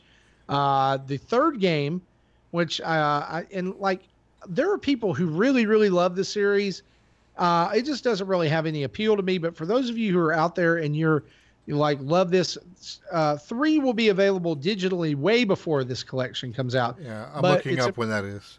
It's important to note that the box for this game says it will require an internet connection to make some kind of download. And I'm not sure what that is, whether it's DLC or something like that, but that is coming out September 21st. What about Banner Saga 3? It comes out on Tuesday, along with Mega Man X collections. All right, so July 24th. So that's almost a 2-month delay for the physical copy. I know there's some people who hate digital gaming, but if you just have to wait, it's coming September 21st. Also coming digitally in Q1 of 2019, South Park and the Stick of Truth, which is the game that came before the Fractured But Whole. So if you're into South Park, and I've heard really good things about this game, like rave reviews, that it's so much fun. The story's great. It's coming digitally. It just kind of I don't know if it got announced or leak announced or whatever this week, but it was on a Ubisoft sheet, and then boom, they announced it. It is coming. And so those are some games that we think you should keep an eye on here in the coming weeks and months. Let's throw it over to our community spotlight for what you guys are talking about this week. All right. All right, guys, welcome back to the community spotlight. And this is where we take some topics and questions from Twitter, the live chat, if possible, our Discord channels, all our social media, and answer those right here on the show. And we want to thank you for being a part of that. We're going to go back to one here at the very start from last week's episode, where one of our listeners asked us about our top 5 GameCube games. And so Jesse and Gary, you've put together some lists. I've put a list together as well. Jesse, let's start with you this time. Top 5 GameCube games for you. Okay, so for those who are newer to the show, the games that everyone else seems to like, I don't like. So put that out there. So there's probably games in my list that aren't on the other lists. So do you want me to start on 5 and go up, or 1 and go down? Let's start with 5 and go up. Okay, so I have Ubisoft game, The Prince of Persia: Sands of Time. I remember really liking that game. And the third game in the franchise, not so much, but I like the first one. Then I have number 4 is Donkey Konga. I just got a kick out of playing with those. I really did not expect that to be in your list at all. No, me. See, back in the early 2000s, I was into the music games. So I did the Rock Band, the early Guitar Heroes. So when Donkey Konga came out, I'm like, yeah, sure, I can do that. It's just 2 buttons and a clap. I can handle that. Right. Little did I, because that game got mad. It did. My hands were so difficult in those later songs. My hands were so red at the end. Okay, then this one shouldn't be any surprise. I said Pikmin 2. Next, then number 2, Paper Mario: Thousand Year Door, which I still say is the best Paper Mario game. And number 1, I have The Wind Waker. Oh yeah, and I gotta agree with you about Paper Mario. And I probably would have said Twilight Princess, but I always forget it was also a GameCube game. I think of that as a Wii game. Yeah. All right, Gary, what about you? Starting with number 5. Okay, so for anyone who watched the Nintendo Dads Direct, I said I got a different way of thinking and I like different things.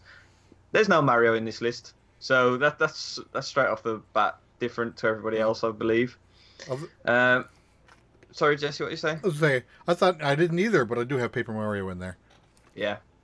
So, I chose Resident Evil 4, the game that I thought I wouldn't like and ended up loving so much that I played it again and again and again. And this is not a definitive edition of it. I think the Wii version was much better, but I played it most on GameCube, so that's why it's in this list here as well. And by the way, this list would change if you asked me tomorrow. It would change if you asked me the day after. I'm really indecisive when it comes to top games on systems. So at number 4, I got Metroid Prime 2 Echoes, the game that people rate the bottom of the Metroid Prime trilogy, I believe. But I really like that one. I like the dark themes and the survival sort of thing of it. And it's the hardcore one of the three, I think. That's the one that put me off to the entire franchise. I hate it so bad. It's like Attack of the Clones bad, dude. I'm sorry. No, I'm sorry. It is. The worst Metroid game is definitely Samus Returns, the 3DS one. Right, so if you're listening to this, Marty is covering his eyes up. He's crying.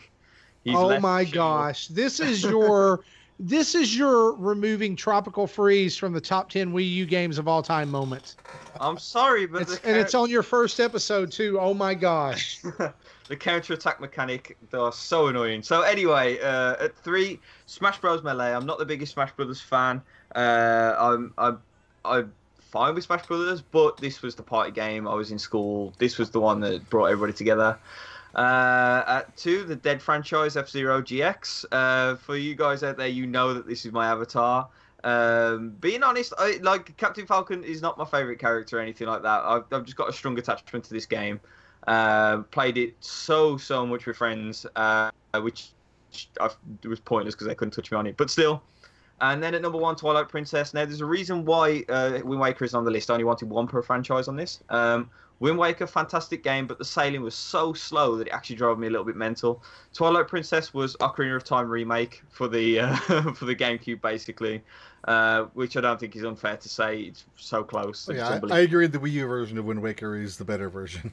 Yeah, and this is mostly seen as a Wii game, but for me, it was the death of the GameCube. I couldn't get my hands on a Wii, so I played it on GameCube first. So that is the edition that I remember the most. And Link was so cool in this game. That's the thing that people forget about. This was the first time that Link, other than Wind Waker, really, the adult Link and the realism and all that, he was actually cool in this game. He didn't seem like a stiff cardboard cutout like he did in previous games. And okay, that was mainly because of system limitations, but he was so freaking cool in this when it came out. And anybody remembers that E3 being amazing with the reveal. Yep. Yeah. Man, I gotta tell you, I'm still like having a problem over here. Like, wow. I don't. Now, Justin's thinking, now you know what it's like. Yeah. Wow. Yeah. Plus, Justin, I did say that would be a $5 to upset Marty. I've done it. £5, please. All right, there you go. Damage done.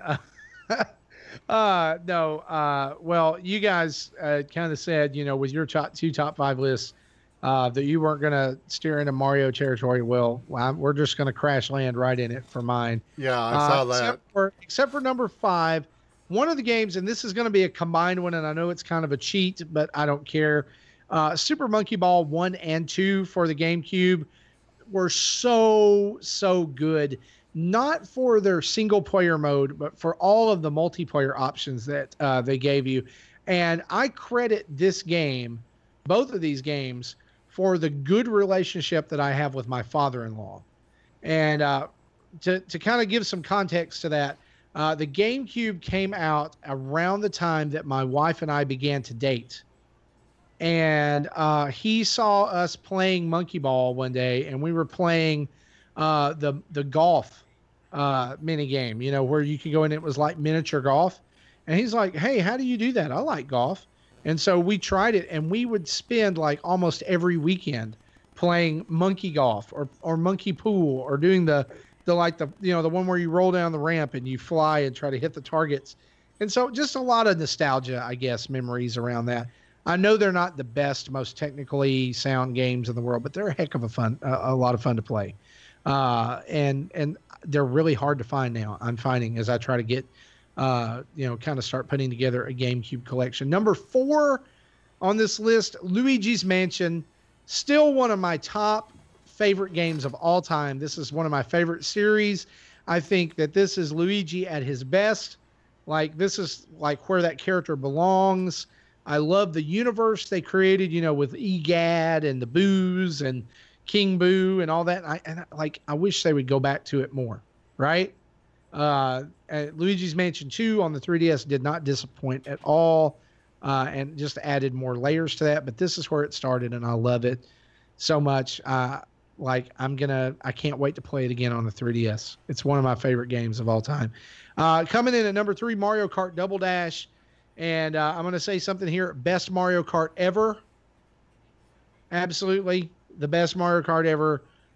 Such awesome mechanics of being able to switch your characters.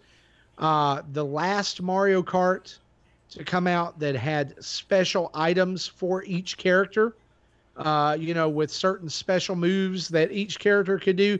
I would love to see those return. By the way, I'd love to see a Double Dash mode return. And some of the best tracks in the entire series.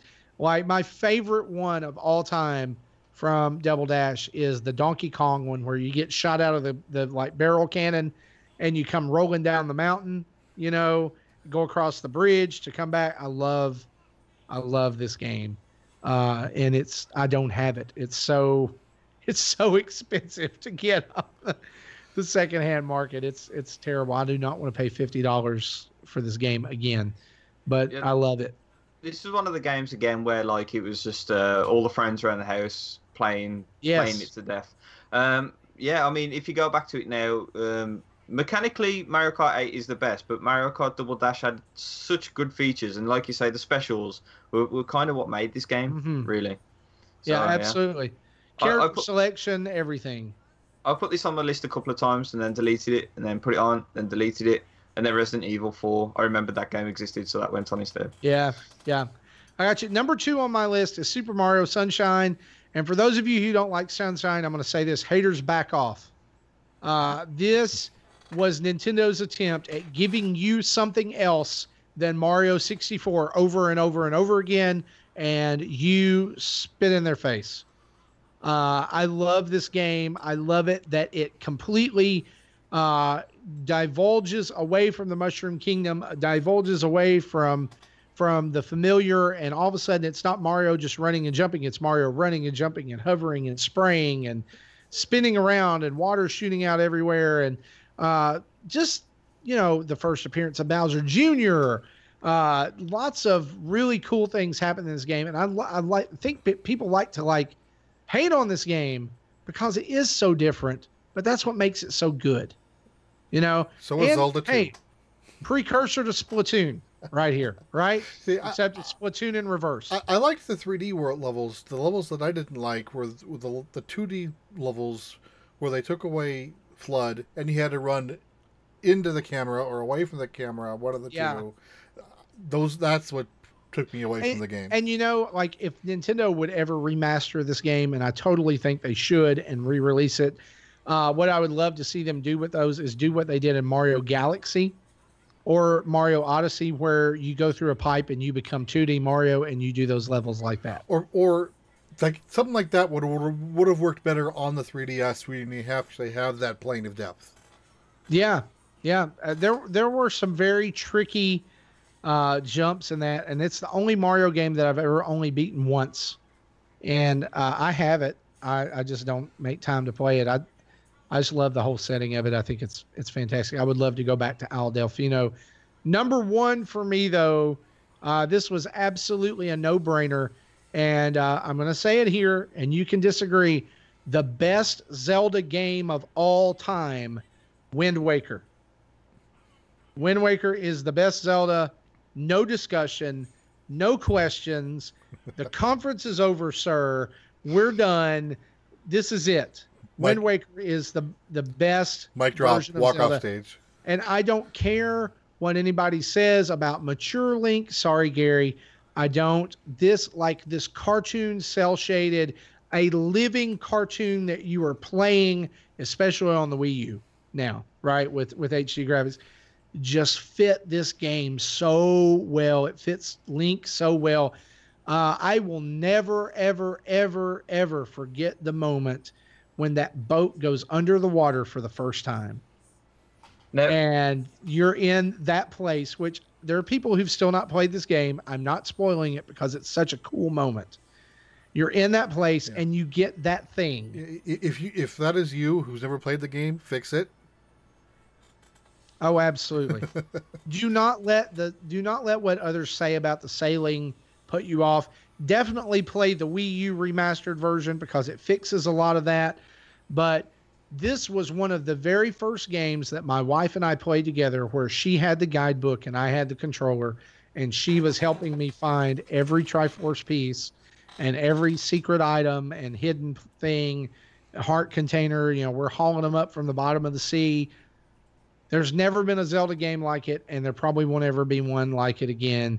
It's totally worth the price of admission to the journey. My number one GameCube game, and it will never change. You're talking about GameCube rarity, game rarity, and how much they price. A lot of that, I think, has to do. This is the first system that Nintendo went with discs. They went with the mini discs instead of the traditional 4-inch discs. So, and they are extremely fragile. They scratch easy, and so it's very easy to destroy a disc without even thinking about it. So that's why it's harder to find a good quality disc still. 20 years later, almost.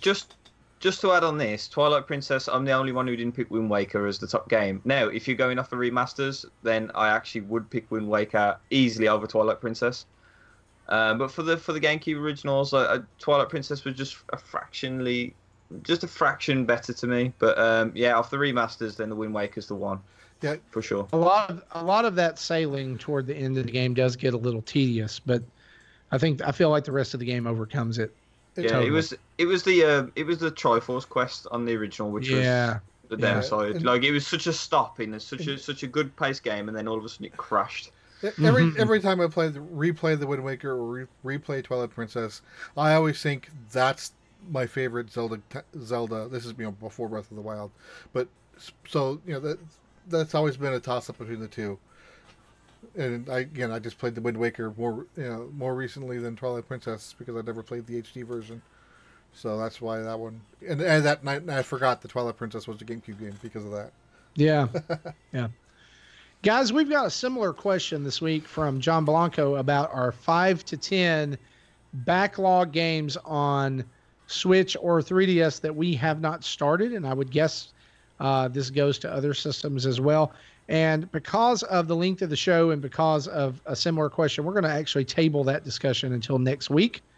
Also to allow us to get time to actually be on our Switches and see what some of those are. But I think that's a great question about backlogs, and we'll talk about that on next week's show. Yeah, actually, I have a list created of 20 games broken up in games that I've never started and games that I've played 10 minutes on and never always wanted to go back to. Yeah, well, hang on to that till next week, and I will actually be able to join you. My Switch has been, I've been moving over to a new memory card today, or micro SD card, so I actually don't know right now. We'll get back to that, though. Bruce Patterson asks us this, though. What are the odds we'll ever see a Mortal Kombat or Grand Theft Auto released on the Switch? I think Mortal Kombat's more likely. The more the Switch gets popular, because give it another 2 years, it'll probably outsell. I would expect it to be outselling Xbox One. Not that we know how many Xbox Ones are out there, because Microsoft doesn't say those numbers when it's not in the lead. I'm actually going to reverse on you here. I think we're more likely to see Grand Theft Auto than Mortal Kombat, and the reason for it being that the Switch got L.A. Noire. Although I'd love to see both of them, but I don't think we will. We did see, if you think about it, we did see Injustice on the Wii U. That's actually where I played it. But Injustice 2 skipped the Switch or has not come to it yet, I'd actually really like that to be on the Switch. I really need some more fighting games other than Street Fighter. And Pocket Rumble And just did not do it for and me. 13 versions of Street Fighter. Yeah, 13 versions of Street Fighter. What about you, Gary? What you think we're going to ever see a Mortal Kombat or Grand Theft Auto? I think Mortal Kombat's got a fighting chance. No pun intended. But It was very intended. Grand Theft Auto, I don't see it happening, and the reason is because a lot of people have been saying, rumored that Grand Theft Auto 5 is going to come. Grand Theft Auto 5, Rockstar have made so much money from it; they don't need more money from it. And business will say do it, but I think they kind of gathered that everyone who's going to play it now has played it, and the work it would take to put onto the Switch, I think it's possible. But I think it would take so much work that it would not pay off. I think waiting for a 6 makes sense. Yeah. Yeah. In 2024. Absolutely. Well, and Bruce's question was just generally, do we ever see a Grand Theft Auto? And I think if we do, we did have one on the DS. Yeah, that's true. We also had Game Boy Color. Game Boy Color had Grand Theft Auto 1 remade for it. Oh, wow. Did it? Don't think I knew that. I had forgotten about that, but you're right. You're right. Yeah. I think if we do see it at 6, I don't think it's 5. I think you're exactly right that they've got everybody in that's going to be in. Not Chinatown Wars 2? I hope not. Really. I hope it's not Chinatown Wars 2. Okay, so I'm going to say it now. If Grand Theft Auto does come, I think we're just going to get a HD remaster of 1. Wow. Would you think that would be bad? No, I think it'd be amazing. If Rockstar's going to do that, they're going to do it for all systems. Yeah. What happened to that game, the Shakedown Hawaii? That was basically Grand Theft Auto. Is it still coming? It's coming, yeah. The developer put out a tweet not too long back saying he's almost finished. Oh, okay. So it's got the Pocket Rumble effect going on. It's got Wargroove syndrome. That too. They were shown off during the same one.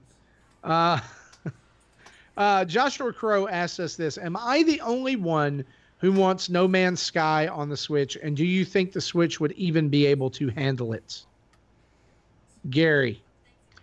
Switch can handle it, and the reason I say that is because basically everything that No Man's Sky kind of has with the seamless transactions and stuff, Starlink, Battle for Atlas is doing the same thing.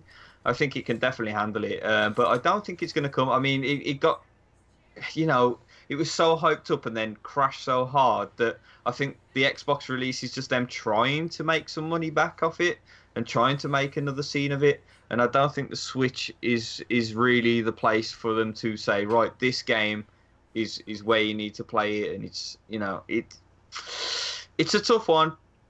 But no, I don't think it's going to come. But you're not the only one. I mean, I'd like to see it. It's a game that I think did get overhyped, way too overhyped. But I don't think it's as bad as people say it is. So yeah, I'd like to see it, but I just don't think it's going to happen. I think I agree with you. I think Starlink scratches that itch, and I don't think that there's going to be that much. There's not going to be much demand for it if people play Starlink first, right? And at this point, I don't think that people are going to play No Man's Sky on the Switch before they play Starlink. I don't think it would come out before then. So. I'm kind of like you. Like, I worry about the black eye that the game has kind of on itself because of those early unfulfilled promises, and still some unfulfilled promises, right? And unfulfilled potential. But I get why people would want this to be on the Switch, but I don't know. I don't think that it would do well. I think it would be another Watch Dogs 2 for Wii U. Yeah. Like, by the time it comes out, nobody would really care. And then they would use it as an excuse to say, well, nobody buys their games on a Nintendo console. And I mean, some promises are always meant to be broken. Like, where's Mighty Number 9 on 3DS? Oh, yeah. That was the thing. Here's the thing. You dodged a bullet there. Yeah, okay, you did, yeah. The game is garbage. So, I mean, you spent money on it, though. It's one of those things, it's just that things will happen if they're going to happen, but some promises will never sort of live up to what they want to be, and some things aren't meant to be on other consoles, and that if it doesn't come, it's just the way that the industry is. So yeah, it'd be nice, but I don't think it's ever going to come. Yeah. A good friend of the show, Paul Lloyd, writes in and asks this: do you think that we will get a 2D Zelda or Mario first on the Switch? Easy. Mario. Yeah, it's absolutely Mario. Marios are easier to make, even though Yeah. I'd want a Zelda one over a Mario one. I think the time is right for a 2D Zelda, but I don't think we're going to get one. That's not what they're going to follow Breath of the Wild up with. No, and to be honest, I mean, a lot of people say bad things about the new Super Mario Brothers line. Look, they sell so much that the people who say bad things about it, they're in the minority. So the chances are that we're going to see a new Super Mario Brothers Switch, or at least something like that first. And it wouldn't surprise me if that's next year. Yeah, I think that's a softball of a 2019 game, possibly early in the year, so that they can release Metroid Prime 4 later on in the year, right? And then Mario Maker comes out the year after that. There's never going to be another Mario Maker. Mark my words. It's not happening. Edward Varnell, at that retro code on Twitter, asks us this: do you think Nintendo has affected other companies' innovation processes? Since most companies try to imitate Nintendo's ideas and fail, will PS5 and Xbox be a rehash of the same system formula due to them having nowhere to innovate? Ooh, that's a great question. What do you guys think? I actually heard that Xbox might think about doing some sort of hybrid system, which I think like the fans of Xbox, those who didn't jump ship, they're not going to like it because they are the ones who brag about the teraflops and the other nonsensical numbers that make no sense to the real world. Yep. I completely agree. Yeah, I mean, the innovation thing is kind of a weird one because Nintendo isn't the only company that innovates. I mean, we did have stuff like the PlayStation iToy, which was before, Kinect and stuff, where people swear blind that Kinect is more like the Wii remotes. I disagree. I think it's a lot more like the iToy. But, I mean, room for innovation now is kind of a weird one because I think that Microsoft, if they're going to innovate on the software and sort of company, basically, innovations rather than, like Game Pass and stuff like that, rather than it's just hardware. That Sony used the iToy to turn it into the Move controllers, which were the ripoff of the remotes. Yeah.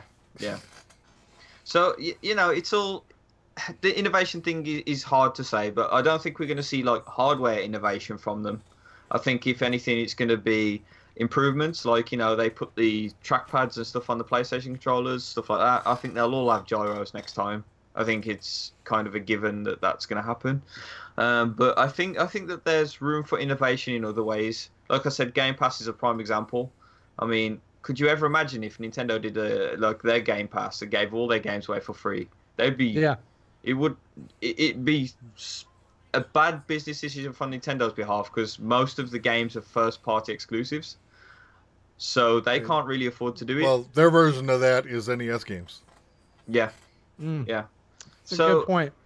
Yeah, I see it being basically company and software. And here's the deal: like with innovation, the way we're talking about it, whatever the next company is, whoever it is, Sony, Microsoft, whoever, if they release a hybrid system, Atari VCS, it's going to be, it's honestly going to be suicide for that system because the Switch has gotten to the point where it is popular enough that people are just going to say, oh, they're just copying. They're just copying. It's just a copy.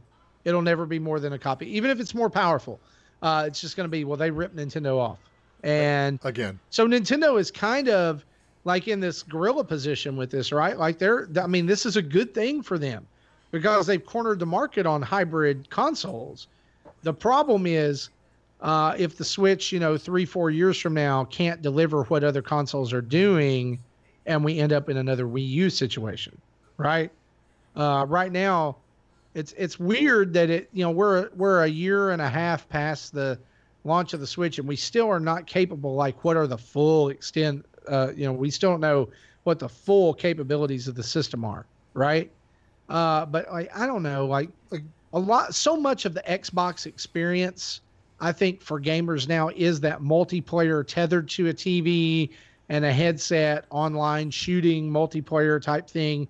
A lot of the same for PS4, although I see Sony being more of that plus other things, right? Whereas Microsoft doesn't have a whole lot of strong first party single player titles like Sony does. And if it's not shooting, it's Madden or FIFA. Yeah. It's so I think that Nintendo has affected it in some way, but I think it's the ebb and flow of the industry. I think there's a lot of gamers who are content to say that they have both or they have all, and that lets them have all of the best, where I have a Switch and a Xbox, or I have a Switch and a PS4 so I can play whatever I want, right? And that ends up being a good thing, but Nintendo's sitting in the sweet spot where nobody can really challenge them right now, because if again that next hybrid, if it comes out, it's just like the Switch, or just ripping off Nintendo. But their competitors can't really do hybrid well. I don't. And what you just said has been my mindset since the PS2 GameCube era, where I've always had a Nintendo and a PlayStation. So if a game comes out on one and not the other, I can get it. The only thing I'm missing out on are Xbox exclusives, which for Xbox One really count on two hands. So I'm not out much. So, but this year, 2018, I don't think I've touched my PS4. Huh. Yeah, I haven't really either. And it's because I'm playing so much on the Switch. I think the last game I played was Final Fantasy 12. Yeah. So let's move on to this next question. I'm sorry, Gary. Go ahead. Yeah, so just to quickly touch, I've actually got an example of what I mean by innovation by software and stuff. Microsoft owned Mixer. So if they had any brains about them, they're going to introduce Mixer way more into the Xbox going forward. And there's actually a game out on the Nintendo Switch called Hyper Sentinel, which is also out on every other system. If you play that on Xbox or the PC, you can actually activate a thing called Mixer Mode, which is where people watching your stream on Mixer, because it's a streaming service, they can actually play the game against or with you using certain buttons. So it's basically like a space shooter, the sort of R-Type or, that sort of games. And I've actually played it against the guy who created the game on one of his streams. And you get randomized whether you're in his team or against him, and you basically launch enemy ships. You basically just click a button, it says launch a ship, and you fight against him live on stream. So that's the way forward I see Microsoft especially going. With PlayStation, a little bit foggy about that. Not sure what they're going to do, but I think Microsoft are going to definitely attack the streamers more and definitely on the software sort of front. Yeah, and that's really interesting. I mean, like, we're at a place where we have come to a place technologically where as far as innovation for graphics and sound and things like that, I mean, like, you can't take that like super leap forward anymore, like the SNES or the Super Nintendo or the Nintendo was to the Super Nintendo, right? Or the Super Nintendo to the Nintendo 64. I mean, those were huge leaps at the time. We're not going to see that as much anymore. Because back then you were able to double bits, and the doubling of bits adds a lot. You can't. Yeah, and like, I mean, we even can't double bits anymore. Even in the like comparison shots between like God of War on PlayStation Pro and PlayStation 4, I can't really see the difference, and I don't think many people can either. Being perfectly honest. So we're the innovation is going to have to come in different ways, and I think that's a brilliant way to talk about it, Gary. Let's move on to our last question for the night. This is from John Wall of Megadads, and we thank him for sending this over. He says this: fans wait many years for new games in certain franchises like Animal Crossing, F-Zero, and Wave Race. Do you think Nintendo should farm out development of certain games to more third parties to appease fans and release games more frequently? Yep, definitely, hands down. Yes. Yeah, I mean, look what it's done for Donkey Kong, right? Actually, yep. I'm actually going to take the opposing view.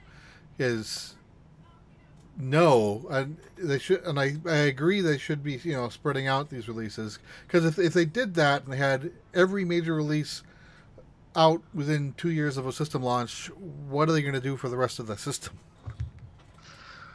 That's a good point.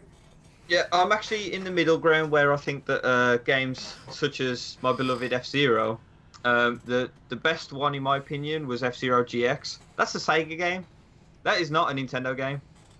It was made on the Monkey Ball engine. So, if Sega could do that with F-Zero, and you know we got farmed out Zeldas at one point to Capcom, we also got Star Fox Assault, which arguably is one of the better Star Foxes. Then Namco did that one. Yeah, some of these other games which are basically dead franchises in the wind. Why not give them out? I mean, there's a lot of talk of, you know, Shinnen, who made Fast RMX, should have F-Zero. I would not argue with that one in the slightest. As long as it was overviewed by Nintendo, then it would be a perfect F-Zero game. Grezzo's done a lot of work with like Zelda remakes. Yeah. Don't forget. And there's some things that I think Nintendo needs to hold close to the chest. You know, I don't think Grezzo should be making the next Zelda. I don't, but you know, we're starting to see a changing of the guard at Nintendo in a lot of ways. You know, with Koizumi coming in, and Aonuma being basically in charge of Zelda now permanently. Like I really think that you're going to see some innovation there. But specifically these dead franchises, like, and let's just call them dead. F-Zero is dead. Wave Race is dead. Chibi Robo is dead. And some people may argue good. It needs to be. I'm not. I think it's a fantastic little franchise, and I think it's just waiting for the right developer to come along and find its home somewhere. And Ziplash is not the right game for that franchise. No, absolutely not. The thing is that what I think the basic essence of this question is, if let's approach it from another way. If Namco, let me ask you this, Gary, if Namco making, or Shinnen even, making the next F-Zero guarantee that you would actually get an F-Zero game on this console cycle, would you be behind that? Yeah, I totally would be behind it, yeah. What if it was another third-party developer? What if it was Namco? What if it was Retro? Yeah, I'd be completely fine either way. I think in the case of either do that or it never happens, sure, yeah, spin that off to someone else. But for most of these other franchises that do happen eventually, it's never a case of it's never going to happen, except for like F-Zero and a few of the others. Sure, but that's, I think that's the original intent of the question is, let's talk about the franchises that aren't happening. Right, F-Zero, Wave Race 64, right? Games that we've not seen in a couple of console cycles, or that seem abandoned. If somebody today, Nintendo's has a direct and says, this developer so and so is going to do the next F-Zero game. Check it out. I'm going to be right on. Let's go. I'm hype because at least somebody's doing something with it, right?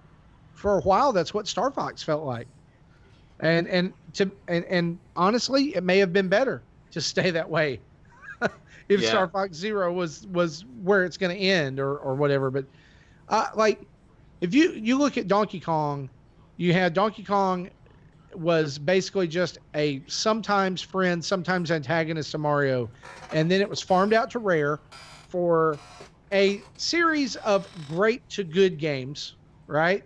Basically, starting great and kind of ending good. And then it went dormant for a while, and then all of a sudden Retro picks it up and makes two fabulous games. If everything could go like that, then yes, Nintendo, let go of some of these franchises and let somebody else take a crack at it, please. So I've said this before in another podcast, but I think that I think that Star Fox is the best example of this. And the reason I say that is because we had Star Fox Adventures, which was actually Miyamoto's doing. He changed Dinosaur Planet into Star Fox Adventures. I like that game. It's not a very good Star Fox game, but it's a very good game. And then we had Star Fox Assault, which was good. Star Fox Assault was actually pretty good, and that was done by somebody else as well. And then Platinum would have made the very best Star Fox game if you played that level on Bayonetta 2 when Bayonetta's on the ship. Which if you scan the Star Fox stuff, it's actually on an R-Wing as well. was the greatest Star Fox game that wasn't Star Fox in a very long time. But then Miyamoto interfered again and made it awful. And without that time constriction, without Miyamoto, I really think Platinum would have made the very best Star Fox game that there ever could have been. And now we've got Starlink Battle for Atlas, which looks like it is going to be the best Star Fox game in a very long time. I kind of think that Miyamoto not having so much of an input on the actual game and it just being a skin is the best thing that could happen for it. And I think I said almost that exact same thing last week. Yeah. I'm with both of you guys. Well, guys, that is episode 189 of the Nintendo Dads. We want to thank you for joining us and listening along with us tonight, or watching along with us on YouTube. And we want to thank our newest addition to the Nintendo Dads family, Gary Gray, for hopping in and joining us full time. Gary, we are so excited to have you. Just real quick before we end the show, kind of give us some background on you, just maybe 3 to 5 minutes, who you are, what you've been doing up until this point, and kind of where your focus and ideas for the future might be here with the Nintendo Dads. So normally with American things, when you hear an English voice, we're normally either a butler or evil. I'm neither of those. I'm just a flat cap wearing, tea drinking Englishman who likes Nintendo. I own a website called thenintendovillage.com, part owned with a guy called Phil Myth, which is like a creators thing. We host podcasts, reviews, stuff like that as well. So I've always been, a big fan of Nintendo, really. Even though I had a Mega Drive growing up, I've always had a Game Boy, so Nintendo's always been there as well. So that's my kind of history with that. And with Nintendo Dads, I've been listening since almost the first episode. I think it's about episode 14 that I joined in. And I've done a lot of work, here and there with you guys, whether it's going to events on your behalf because they're in Europe and you guys can't make it, or doing a couple of reviews here and there, or some animations, which is how I met you guys really through Justin. And so I've always been sort of tightly knit to Nintendo Dads in a way. So it's awesome to finally be here as another host on the podcast. And, it's like I said in the direct, if you guys have watched that yet, it's also going to be pretty cool seeing differences from Europe. And some of them are only mild. Like, for example, Luigi's Mansion 2. We didn't have the title Dark Moon in England. It was just Luigi's Mansion 2. And little things like that, this news that obviously comes out for Europe, which isn't relevant to the Americas as well, which you guys might not cover. So I'll always be there to sort of bring that in as well. Which also adds me, by the way, Nintendo Labo contest that has just started in the UK. So get on that if you're interested in Labo. And so it's awesome to finally be here and to have an avatar of Captain Falcon. It needed to happen at some point. Yeah, you've added a little diversity to the Nintendo Dads. What you've done in doing that is brought us into the Super Nintendo era with our avatars. So yeah, there you go. Well, I guess that's N64, right? I guess, yeah. So you brought us back to the N64 or to the Super Nintendo era. But man, we're so excited for what's to come. And again, if you haven't listened to or watched the Nintendo Dads direct video that's on our YouTube channel right now, go check that out right after this and hear about more future plans for the Nintendo Dads. When you get a video like that and you start talking about changes and everything, a lot of time people assume, well, somebody's mad, or well, somebody's had a falling out, or well, somebody died, or well, the show's died. And none of that has happened. All right. None of that has happened. We still love Zach. Zach just can't be on the podcast as much anymore, which if you've noticed, Justin can't be on the podcast as much anymore either. But he's here when he can be. And that's great. That's cool. But both of them are working on all kinds of different things, just like we're all working on all kinds of different things for Nintendo Dads. And as we grow and as, good things happen around the Nintendo Dads brand and good things happen around the Nintendo Dads podcast. I hate that idea of a brand. I guess we are, but you know what I'm talking about. The Nintendo Dads show, as we grow and get more opportunities, we're just going to need more people. Right? We're going to need more people that we trust and we think are cool and have great, unique voices for for this medium. And so, guys, again, thank you for everything that you do in supporting with the show. And as we close out, we want to say a huge thanks to our Patreon producers, David White, Dave Ernsberger, and Timothy Off. We thank you guys for being in that position and doing what you do, as well as all of our other patrons. And if you want to be a part of that, and you even want to get on the Discord chat for $5 a month, you can head over to patreon.com/Nintendo Dads to support us. You can also follow us on Twitter at Nintendo Dads, like us on Facebook by searching for Nintendo Dads, follow us on Instagram at Nintendo Dads, or email us at nintendodads@gmail.com. You can find us on Twitch at twitch.tv/Nintendo Dads, YouTube videos at youtube.com, search for Nintendo Dads, or you can call in like your sweet old grandma might and leave us one of those voicemail thingies, that people hate to leave now. You can do that at 929-25-NDADS or 929-256-3237. And if you want to buy any sweet Nintendo Dads merchandise, you can go over to tiny.cc/Nintendo Dads store, all lowercase, where you can find everything from coffee mugs to t-shirts to king-size bed covers with my face on them, which is what everybody wants.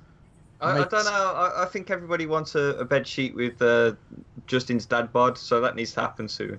Oh, that's a fantastic idea, Jesse. That's going to be an Extra Life stretch goal this year. That's what's going to happen.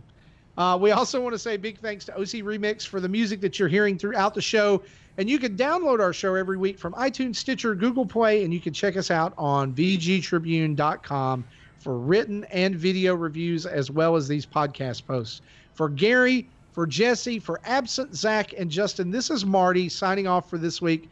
Thanks for listening to Nintendo Dads. Bye-bye. Ciao.